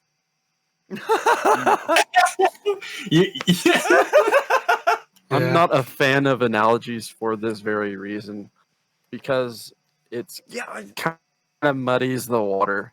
What I think he's talking about is things aren't a left or right, an on or off, a right or a wrong. There's a superposition involved in everything, and jumping to quantum mechanics to make that point is kind of a weird one. But I'll just let him have it. It is. I think it's a bad rhetorical move. It's a very progressive thing. Although I think there's what was it? It's Jean Piaget's constructivism, where it's a lot of the knowledge that you gain through life is entirely based upon I think it's your goals or something like that. I would have to look into it more, but I think it would be like a counter to what this book is providing, so to speak. Because Jean Piaget was a person who tried to resolve like the conflict between science and religion, and so he took a psychology approach to it. I don't know if that's relevant. Continue? Question mark? Yes.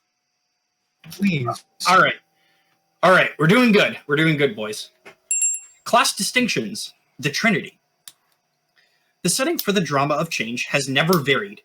Mankind has been and is divided into 3 parts: the haves, the have-nots, and the have-a-little want mores. On top are the haves with power, money, food, security, and luxury. They suffocate in their surpluses while the have-nots starve. Normally, the haves have always been the fewest. The haves want to keep things as they are and are opposed to change. Thermopolitically, they are cold and determined to freeze the status quo. On the bottom are the world's have-nots. On the world scene, they are by far the greatest in numbers. They are chained together by the common misery of poverty, rotten housing, disease, ignorance, political impotence, and despair. When they are employed, their jobs pay the least and they are deprived in all areas basic to human growth. Caged by color, physical or political, they are barred from an opportunity to represent themselves in the politics of life. The haves want to keep, the have-nots want to get. Thermopolitically, they are a mass of cold ashes of resignation and fatalism, but inside there are glowing embers of hope which can be fanned by the building of means of obtaining power. Once the fever begins, the flame will follow. They have nowhere to go but up. They hate the establishment of the haves with its arrogant opulence, its police, its courts, and its churches. Justice, morality, law, and order are mere words when used by the haves, which justify and secure their status quo. The power of the have-nots rests only with their numbers. It has been said that the haves, living under the nightmare of possible threats to their possessions, are always faced with the question of, when do we sleep? While the perennial question of the have-nots is, when do we eat? The cry of the have-nots has never been, give us your hearts, but always, get off our backs. They ask not for love, but for breathing space. Between the haves and have-nots are the have-a-little, want-mores, the middle class. Torn between upholding the status quo to protect the little they have, yet wanting change so they can get more. They become split personalities. They could be described as social, economic, and political schizoids. Generally, they seek the safe way, where they can profit by change and yet not risk losing the little they have. They insist on a minimum of 3 aces before playing a hand in the poker game of revolution. Thermopolitically, they are tepid and rooted in inertia. Today in Western society, and partially in the United States, they comprise the majority of our population. So this section is pretty bad because this is basically playing to identity politics. Yeah, but he's Okay, I wasn't sure if you were finished or not. You did. he's completely ignoring like so much stuff that also is happening. Like there is a middle class that is the have a little and is content. Like Yeah, but they they're not find bred up. satisfaction within is true. just being able to provide for their family. As a matter of Why does it always need to be once a little more? No, as a That's matter of fact, disingenuous. As a matter of fact, I think that have a little and are or that have enough are like the biggest class of people. So there's people who like are completely satisfied with their lives because they have enough and they don't need anything more. I mean, sure, Exactly. work every I would day. think he would probably classify them as the haves. Also, it's interesting because I didn't realize that this is the story, the book where that phrase and of classism, the haves and have-nots, came from. oh, really? Yeah, Really? I did not know what book we were reading. You would expect me to? Well, this is, I mean, I was under the impression that this is a popular book. Yeah, it is for people who actually my- pay attention to this. I would reframe the haves, the have-nots, and the have a little want mores as the haves, the want mores, and the contents. Because I think those three have a little bit more to do with the power politics that he is talking about. And fair enough. Yeah, it is kind of based on human, like, I guess I shouldn't say human will because I distinct that from desire, but human desire. Human nature. No, I would say human desire because human nature entails a lot of other things that does not include desire. Fair enough. I will say though, one thing that may be neglected in this conversation is the fact that how the haves will eat each other. Like the way that he phrases it, I think it's a battle where the haves want to keep the have-nots down.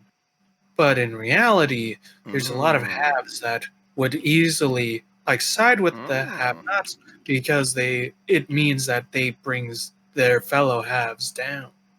Is that more of a have more? Yes. So it could be the have of power, could be the have of wealth, could be the have of talent. Or status. Yeah, status.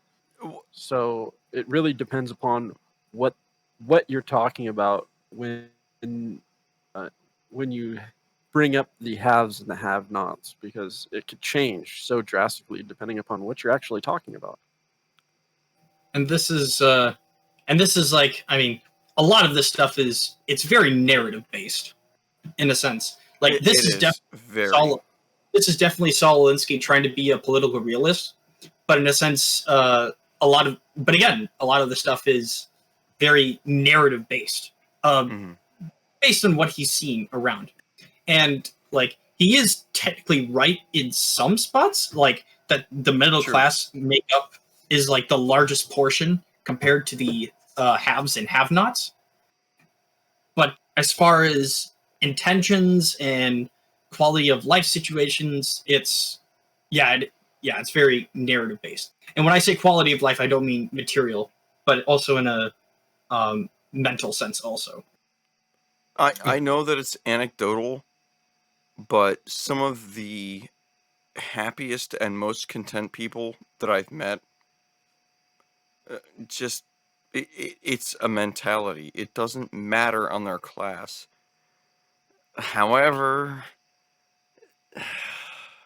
some of the most content people, the happiest people that I've met, are the have-nots.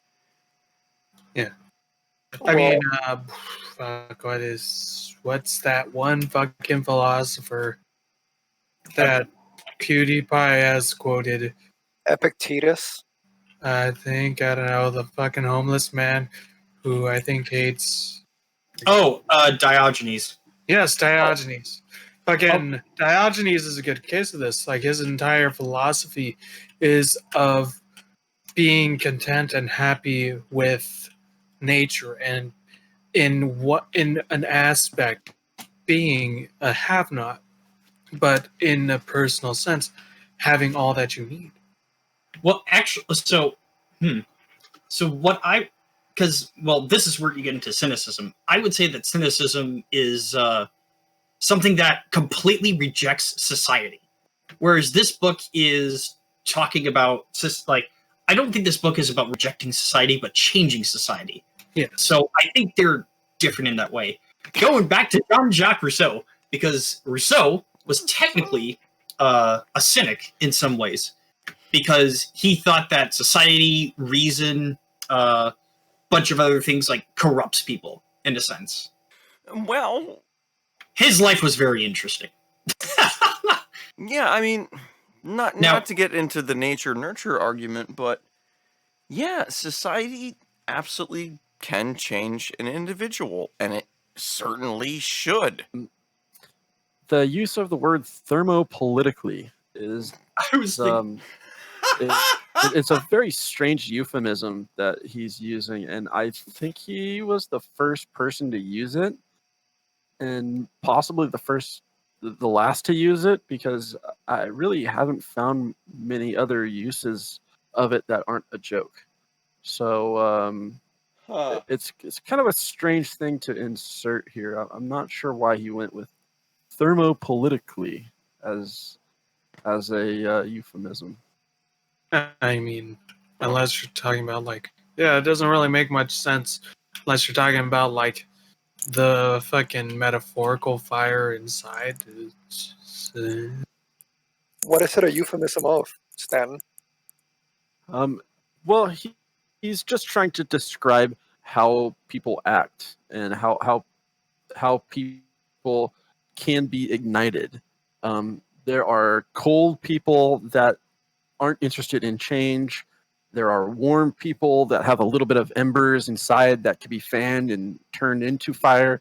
And then there's the fired up people that are passionate or raring to go. So I'm not sure why he couldn't have just framed it how I just did instead of using another word for it. I can't help but agree with you. think that he should have framed it differently, but then again, it's a different time. Blah blah blah. I think it's using the word as I guess, a measuring stick to how satisfied people are with the status quo. But like if you're cold, then you're fine with the status quo. If you're hot, then you want change to happen. So that's just how I interpret it. But if you are lukewarm, I will vomit you out of my mouth. Yep, I was going to mention that. That was what I was going to say. Winning. All right, Gartham, you're up. All right, cool. Yet, in the conflicting interests and contradictions within the have a little, want mores is the genesis of creativity. Out of this class have come, with few exceptions, the great world leaders of change of the past centuries. Moses, Paul of Tarsus, Martin Luther, Robespierre, George Stanton, Samuel Adams, Alexander Hamilton, Thomas Jefferson, Napoleon Bonaparte, Giuseppe Garibaldi, Nikolai Lenin, Mahatma Gandhi, Fidel Castro, Mao Zedong, and others. Just as the clash of interests within the have a little, want mores has bred so many of the great leaders, it has also spawned a particular breed stalemated by cross-interest into inaction. These do-nothings profess a commitment to social change for ideals of justice, equality, and opportunity, and then abstain from and discourage all effective action for change. They are known by their brand, I agree with your ends, but not your means. They function as blankets whenever possible, smothering sparks of dissension that promise to flare up into the fire of action. These do-nothings appear publicly as good men, humanitarian, concerned with justice and dignity. In practice, they are invidious. They are the ones Edmund Burke referred to when he said acidly, "The only thing necessary for the triumph of evil is for good men to do nothing." Both the revolutionary leaders, or the doers, and the do-nothings will be examined in these pages. The history of prevailing status quos show decay and decadence infecting the opulent materialism of the haves. The spiritual life of the haves is a ritualistic justification of their possessions. Apologies. Okay, there we go. Sorry. Continuing to read. More than 100 years ago, Tocqueville commented, as did other students of America at the time, that self-indulgence, accompanied by concern for nothing except personal materialistic welfare, was the major menace to America's future. Whitehead noted in Adventures of Ideas that the enjoyment of power is fatal to the subtleties of life. Ruling classes degenerate by reason of their lazy indulgence in obvious gratifications. In such a state, men may be said to fall asleep, for it is in sleep that we each turn away from the world about us to our private worlds. Footnote 7. I must quote one more book pertinent to this subject. In Alice in Wonderland, Tiger Lily explains about the talking flowers to Alice. Tiger Lily points out that the flowers that talk grow out of the hard beds of ground, and in most gardens, Tiger Lily says, they make the beds too soft, so that the flowers are always asleep. It is as though the great law of change had prepared the anesthetization of the victim prior to the social surgery to come. Change means movement. Movement means friction.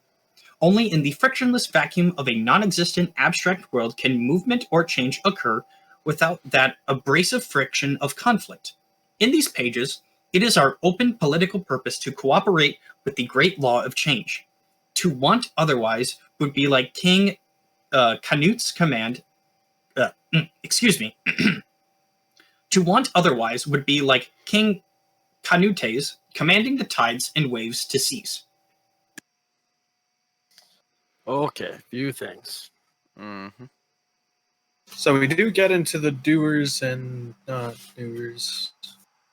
They framing great world leaders of change, including Lenin, Mao Zedong. Castro, Mao. I don't think he's going on an ethic basis. I think he's going on an observational basis. A pragmatic basis, so to speak. Perhaps. I just wouldn't include those in a list of great world leaders of change. Maybe in world leaders of notable world leaders of change. They definitely changed a lot. Yes. I think that defines what you mean by great. Like- Does great have a moral implication behind it? I certainly believe that it does. In a historical sense, yes, I believe so. I hope he doesn't mean great in the way I mean great. So Yeah. it does, like Amazel just said, he did bring up the do nothings, which is a different framing of the have-nots and the have-littles and all that. So it's a little bit more resolution to the description there, which is good. Oh, he spelled anesthesiation wrong. I also noticed that.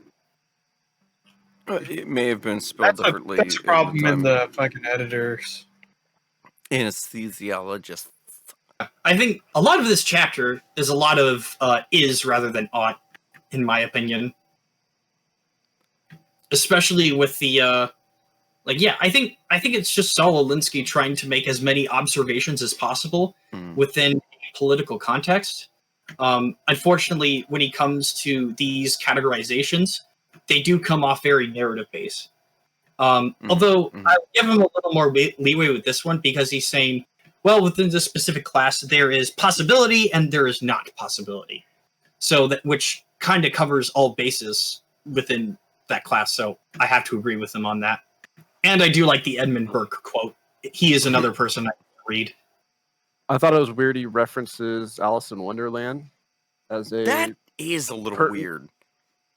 It's a rhetorical device at that point. It really isn't.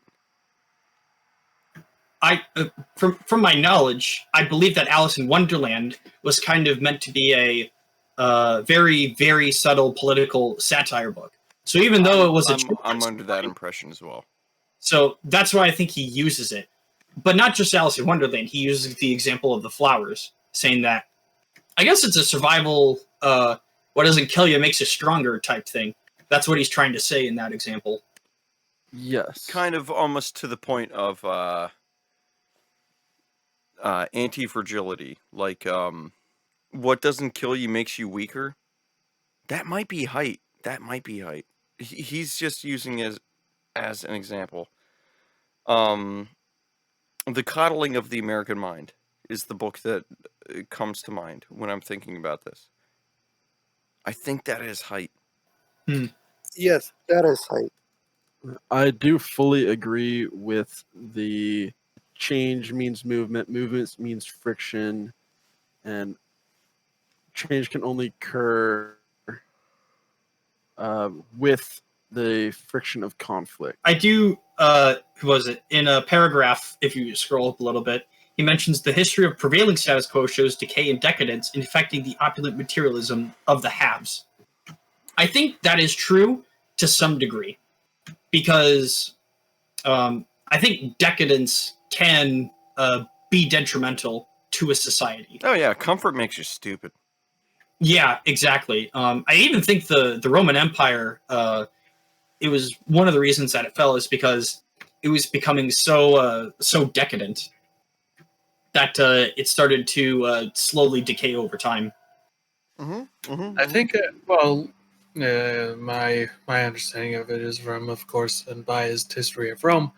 But from my understanding from that video is that it's, in a way, yes, because it came about from the sort of degradation of leadership, where near the end, when the Huns started arriving, the leaders, the great men of Rome, were becoming fewer and fewer, which could have been because of the decadence and being just content with Rome as it is, instead of trying to improve or better it for everyone.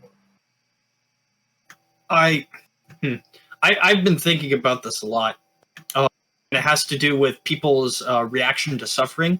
He has a point in the book that says the only thing necessary for the triumph of evil is for good men to do nothing. However, here's my thought, that a lot of people will try to act in a sense because there is evil. I prefer to use suffering in the world because it's a more pertinent category. that a lot of people will try to, well, yeah, I'm going to stick with the topic of suffering. That a lot of people will try to act in the name of suffering. But then there are also times where, even though sometimes someone is suffering, the smartest action is to do inaction. Because in this sense, you have to take the world as it is and remember that life is suffering. Yes. And so an Aristotelian sense is that you find that balance between when do you act and when do you not act in the face of suffering. It also reminds me of the Serenity Prayer, what you're saying. Oh, okay. Which is along the lines of, give me the ability to differentiate between the things that I can change and can't change, and give me strength to change the things that I can, but the wisdom to understand the things that I can't. Patience as well in there. Basic human virtues, which I believe are being lost at the moment. Agreed. While I do have a religious background, I actually I'm not too familiar with that prayer, but it's interesting in just that it's something that I resonate in my own philosophy as an easygoing man. I find peace in just knowing what to change and that you can't. There's a lot of things you can't do. Just fuck it and do what you can. I'm worried about revolutions where they don't need to be there. Yeah. People creating problems out of minutia. Like, you don't need a revolution. You can use reformation here.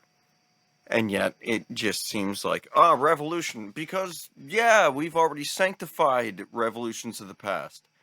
This is the way to do it. Well, in a sense, I actually like it because he says in this book that the spiritual life of the haves is a ritualistic justification of their possessions.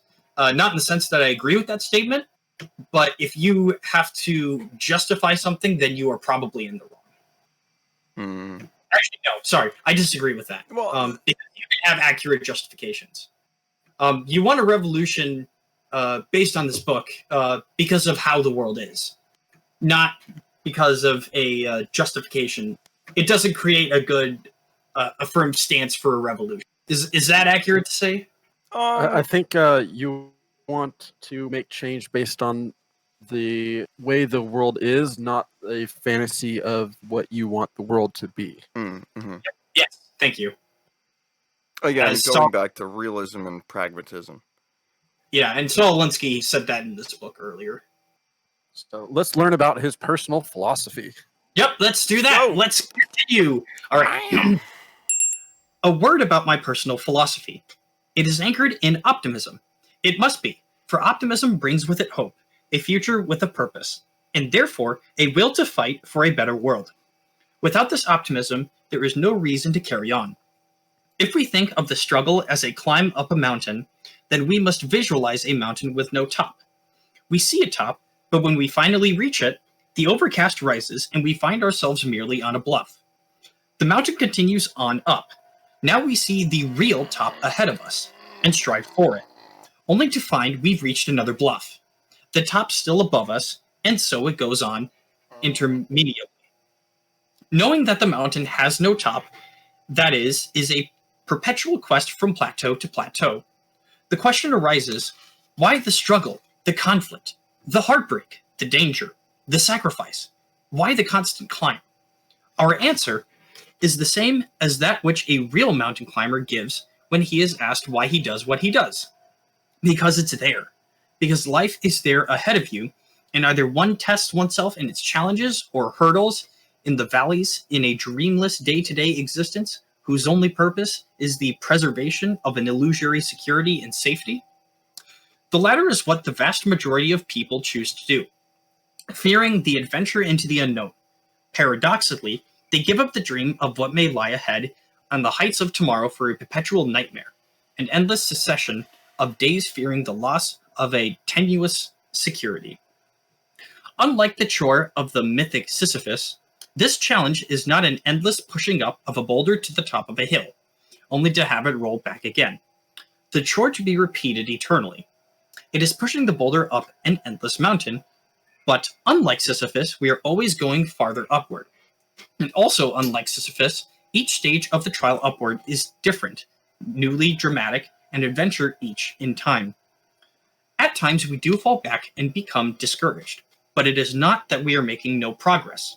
Simply, this is the very nature of life, that it is a climb, and that the resolution of each issue in turn creates other issues. Born of plights which are unimaginable today, the pursuit of happiness is never ending. Happiness lies in the pursuit. Kind of ignoring the Achilles paradox there. He's using Sisyphus as an example, but also conflating it with the Achilles paradox. He's almost saying as if a task can never be accomplished, and I think that that is a very, very toxic mentality.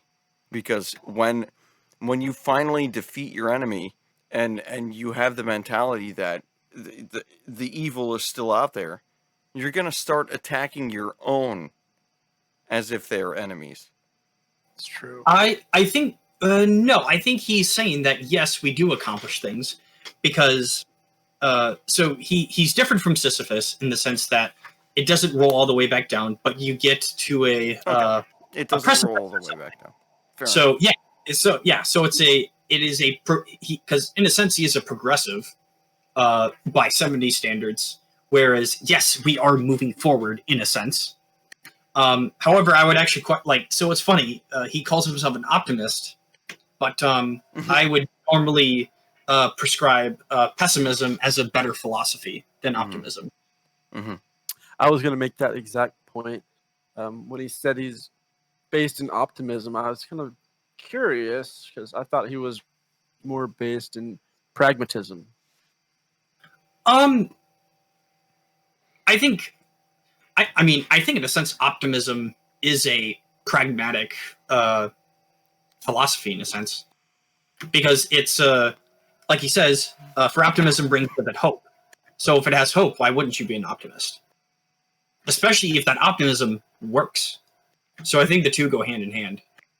I guess so. I mean, the glass is half full, and because it's half full, it doesn't spill as easy. Oh, I like that. I'm trying to wrap my mind around that at the moment. Oh, okay.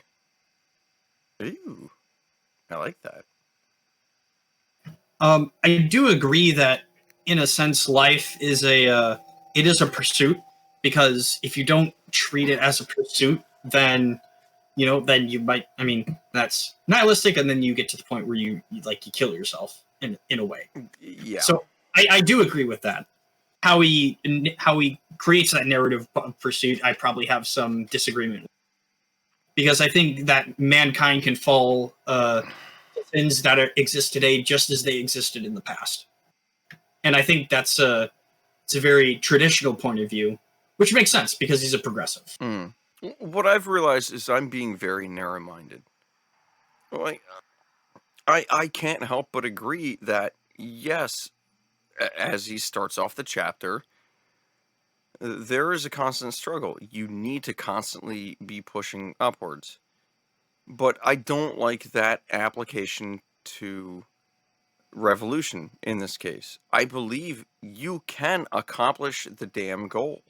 But then it becomes the Achilles paradox after that, which we are noticing right now. Like, so the idea, are you familiar with the Achilles paradox? Enlighten us. Achilles is running a race, say a 10-meter race. And so he runs 5 meters. But, when he's continuing on the 5 meters, he needs to do another 2.5 meters, and he runs that. But within that, there's a 1.75 meters.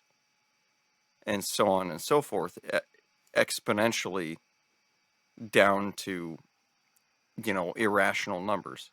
It's going... Achilles still fucking finishes the race. It doesn't matter that the distance that he closes can be broken down into irrational numbers. He still ends up finishing the fucking race. As long as he doesn't stop to measure every last step. Yeah. Confronted with the materialistic decadence of the status quo, one should not be surprised to find that all revolutionary movements are primarily generated from spiritual values and considerations of justice, equality, peace, and brotherhood. History is a relay of revolutions. The torch of idealism is carried by the revolutionary group until this group becomes an establishment. And then quietly the torch is put down to wait until a new revolutionary group picks it up for the next leg of the run. Thus, the revolutionary cycle goes on. A major revolution to be won in the immediate future is the dissipation of man's illusion that his own welfare can be separate from that of all others. As long as man is shackled to this myth, so long will the human spirit languish. Concern for our private material well-being with disregard for the well-being of others is immoral according to the precepts of our Judeo-Christian civilization. But worse, it is stupidity worthy of the lower animals. It is man's foot still dragging in the primeval slime of his beginnings, in ignorance and mere animal cunning. But those who know our interdependence of man to be his major strength in the struggle out of the muck have not been wise in their exhortations and moral pronouncements that man is his brother's keeper. On that score, the record of the past centuries has been a disaster, for it was wrong to assume that man would pursue morality on a higher level than his day-to-day living demanded. It was a disservice to the future to separate morality from man's daily desires and elevate it to a plane of altruism and self-sacrifice. The fact is that it is not man's better nature, but his self-interest that demands that he be his brother's keeper. We now live in a world where no man can have a loaf of bread while his neighbor has none. If he does not share his bread, he dare not sleep, for his neighbor will kill him. To eat and sleep in safety, man must do the right thing, if for seemingly the wrong reasons, and be in practice his brother's keeper. I believe that man is about to learn that the most practical life is the moral life, and that the moral life is the only road to survival. He is beginning to learn that he will either share part of his material wealth or lose all of it, that he will respect and learn to live with other political ideologies if he wants civilization to go on. This is the kind of argument that man's actual experience equips him to understand and accept. This is the low road to morality. There is no other. Guys, do you smell that? That smells like... Kami? Oh, It smells like conflation. Nope. That is some dogma. Which part? That whole second to last paragraph. He's making claims. And if he's trying to make a social claim that it is better for man to, or better nature for man to look at and be his brother's keeper, it opens up, what does he mean by brother? Is he talking about family? Because I don't think he's talking about family. I think he's talking about fellow I man. think in the euphemism he was talking about neighborhood and society. Yeah. So he's talking about society level, taking care of your fellow man to take care of yourself. Treat thy neighbor Which- as thyself. Yes, which is goes beyond thy neighbor. It goes on to thy every neighbor on the planet. Where is the line drawn from who you are supposed to be responsible for? If he does not share his bread with his neighbor will kill him. I'm not sharing my bread with that asshole. Fuck him.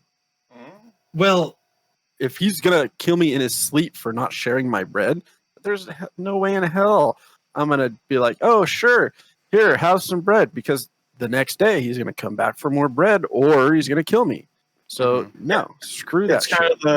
It's kind of the it brings it back to barbarism, and sort of mob rule in that way. And I don't believe we live in that world. Mm-hmm. I don't know what his euphemism is for sharing his bread, neighbor killing. That doesn't sound like a very good structure in anything to build a society off of. It sounds like society's already collapsed at that point.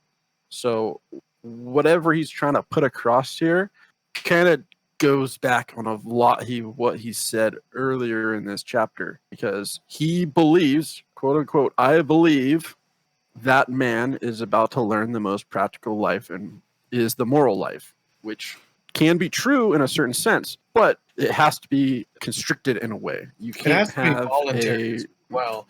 and There's it has to be no voluntary. way of creating a successful, a forced moral system.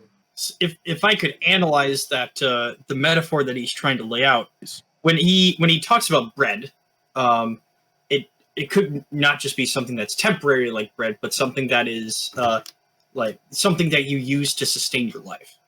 And so what he's saying is that, you know, if one person has bread but another doesn't, in the definition of bread that I give, in the sense that the person who doesn't have bread in some way is going to have to find bread somehow. And in a sense, this is the harsh reality of the situation, is that some people will therefore kill his brother for bread. Now, I'm not saying that happens all the time, but I think he's saying that as like a harsh reality where it's like we can't afford to ignore that. So it's like, yeah, I agree that there need to be some sense of voluntarism. But what he's saying is that if we completely ignored the poor, then the poor will come and become violent.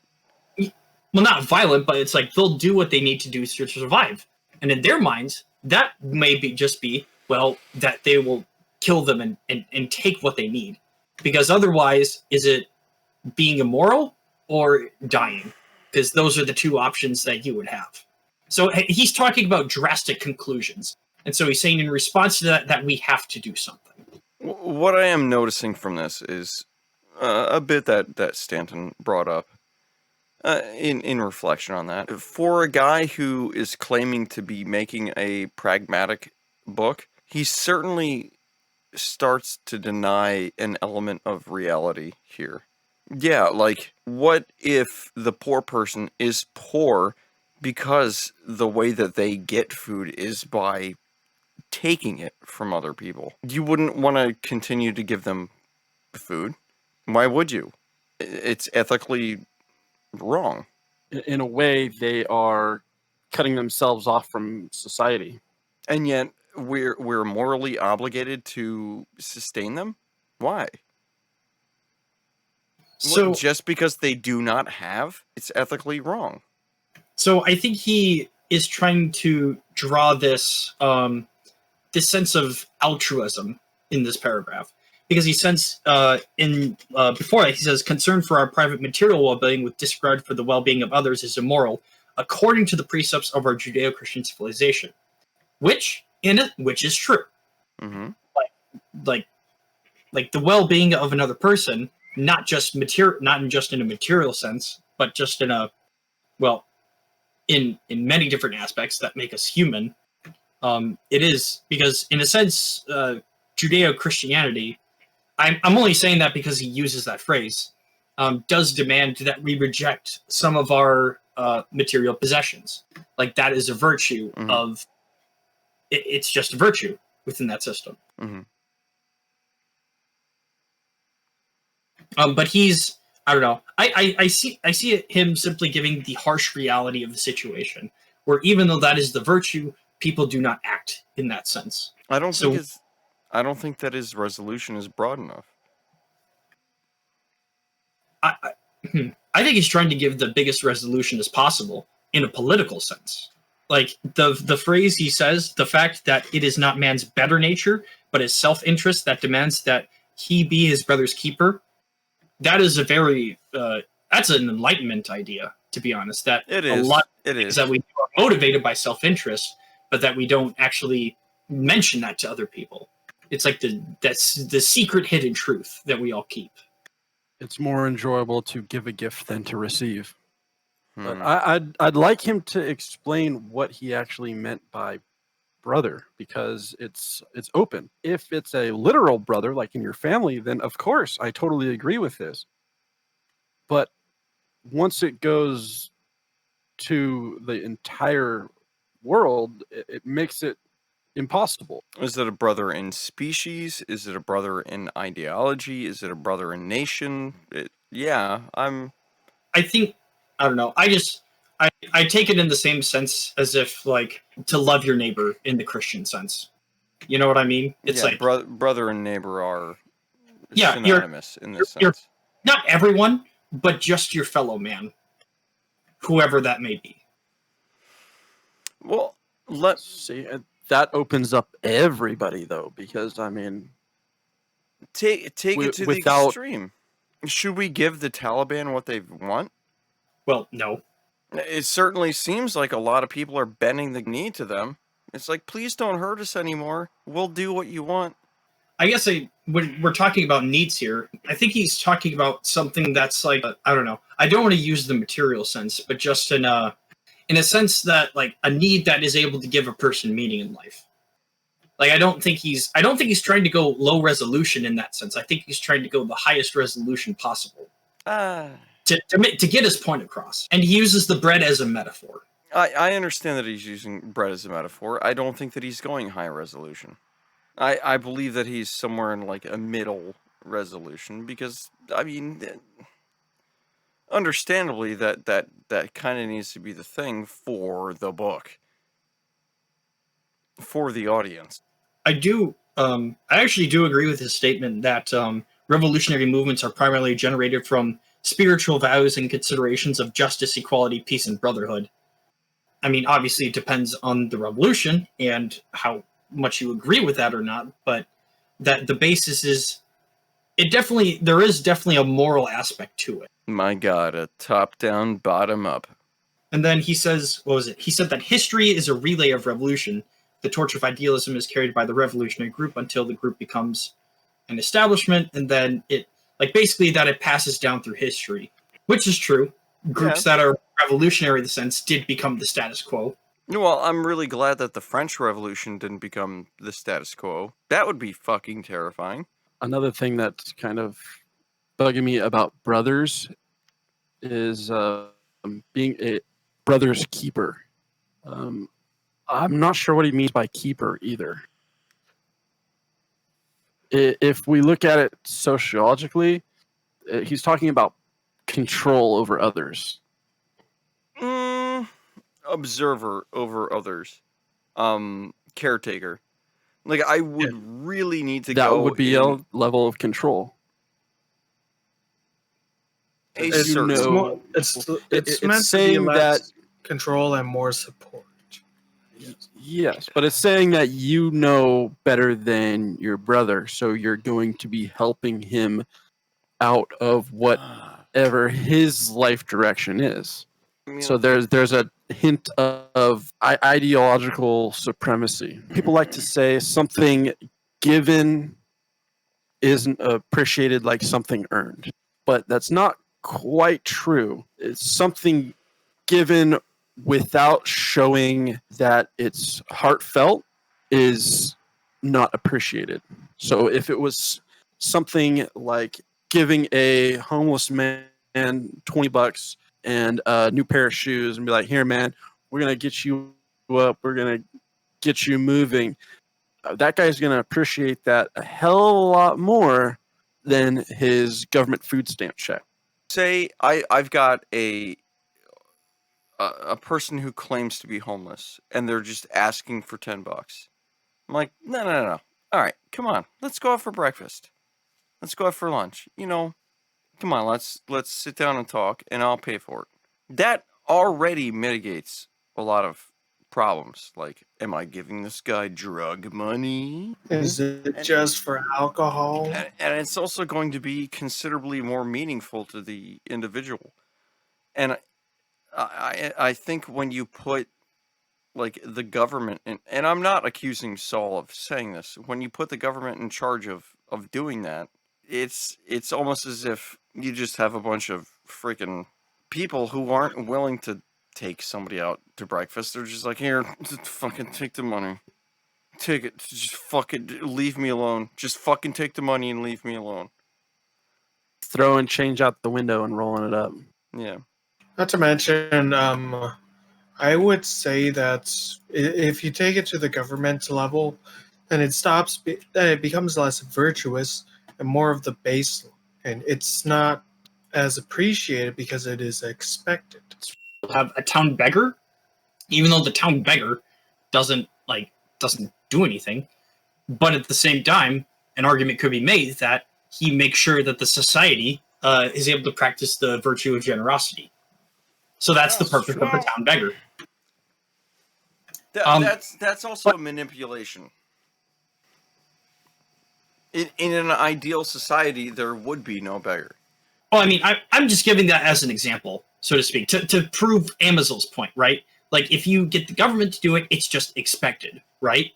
But with the town beggar example that I'm giving is that it's not just something that's normal, but it has to be enacted upon, right? So that way you yourself build up the character of being a generous person. It's an extreme. What would happen if there were no beggar, but somebody just in a little bit of need? That's a little bit lower resolution, of course, but I think in an ideal society there would be no beggars. There would be individuals in need, and others help them out and give them tit for tat. Yeah, and if it's not direct, you lose that reciprocal nature. You lose the connection. Yeah. So it kills the exchange on both ends. I'm assuming that what you're implying is people who assume that it is a moral good for the government to take care of it is removing a social element from society. Yes, and that social element could arguably be the trigger that actually makes the change. I agree with that. Because say a person is, in a rut and they're not doing very good. Government just pays them. That's not going to get them out of the rut. That's just going to keep them sustained. But if someone actually comes along, shows them love, shows them that they're cared for, shows them that their life matters, and it is worth stepping up, then it could be much less money involved, but have a much, much larger reaction. And I know there's always going to be the cases where people are going to take advantage, and unfortunately, I mean, unfortunately, that's just the way it is. But I believe if we have a more heart and more feeling involved with it, the amount of people that are willing to take advantage of that will rapidly drop. Convincing and conviction. I'm looking at the big paragraph here, and so his main premise is that a major revolution to be won in the immediate future is the dissipation of man's illusion that his own welfare can be separate from that of all others. That I actually do disagree with. Actually analyzing this paragraph more, it's also hypocritical. Well, I just realized that he actually does not prefer the Judeo-Christian values because he thinks that it's an ignorant stance. But the thing is that everything that he's talking about in this paragraph is so with the bread. Maybe he is actually talking about something that is material. So I actually could be wrong on that. But yeah, everything's talking about in this major paragraph have to do on a material level. So I disagree with him that welfare can be separate of that of others, because it's how you take your welfare is also part of your character as well. However, on a large scale, I do understand if you have an obscene amount of people, your population who are poor, then that creates also social disruption. Yes. I wanted to mention, bringing it to a more modern spec, is when we talk about like if everyone's sort of virtues it or follows the virtue of it, it loses a lot of the meaning or impact of it. A good representation of this in the modern spect would be all the people who put Black Lives Matter in there. Like it means nothing now. If that becomes the basis, then what do you mean? I don't even know if it was actually counterculture to begin with. Like, what happens when BLM becomes status quo, and then what comes from this book then gets applied to that? Yeah. Yeah, that's like kind of the anti-SJW stuff. So yeah, maybe let's use this book. Let us use it. Let us use its power. Well, aside from the book, I was flipping through the vegan propaganda. I do have a moral conundrum with Mahatma Gandhi and his whole like, oh, I would like to sleep naked next to my nephews and nieces because it allows me to test myself. That is a little bit of a problem. Although that does not discredit other elements of his personality. And I've got this quote here. The greatness of a nation and its moral progress is determined by the treatment of its animals. The most violent weapon on earth is the table fork. Thoughts? How come they don't use Chopsticks. table forks in the how come the police aren't starting to use table forks then? What's the problem with those guys? You got a license for that butter knife, mate. Shots fired to the British. I think that's a dumb quote. Yeah, it's pretty bad. What it sounds like is it's making animals on a human level, and everybody knows that really can only exist in a really loose definition. The food chain does exist, and we are omnivores. So how some people can frame it that way and be just fine with it, that's perfectly fine. But pushing it on other people that don't believe that and are perfectly content with their diet seems a bit overbearing. I just think it's trying to elevate animal ethics higher than it actually is. Not saying that animal ethics aren't important. However, these people are nuts. Yeah, I mean, if you take it to like, if we talk about people or cultures that take care of animals. I remember listening to what was it? It was a veganism debate, and the argument that they made. So they were making the argument that even if a farmer had, like, let's say a farmer has a cow, right? But let's say that the farmer has the cow, takes care of the cow and everything. But the farmer is raising that cow for the sake of its meat, right? They're saying that they are still exploiting the animal. Now, obviously, where I would disagree is that no, it's a symbiotic relationship. The farmer takes care of the cow. It has to milk the cow if it's a female. It has to feed it. It has to give it shelter. But you understand my point, is that it is like, it's not purely exploitation because it's more of a symbiotic relationship. The cow gets taken care of and doesn't get exposed to like the harshness of nature, whereas the farmer, when the cow dies, gets to eat the cow. If the farmer dies, does the cow get to eat the farmer? Yes. Certainly. No, I'm kidding. But, well, yeah, I think that it is a little bit narrow-minded for advocates of vegetarianism and veganism to ignore that. I'm glad that you made it to the end of this stream. If you did, holy fucking shit. You're a great person. Consider liking and subscribing. Because, please. But other than that, bye. Bye. From everyone here. Good afternoon, good evening, and good night.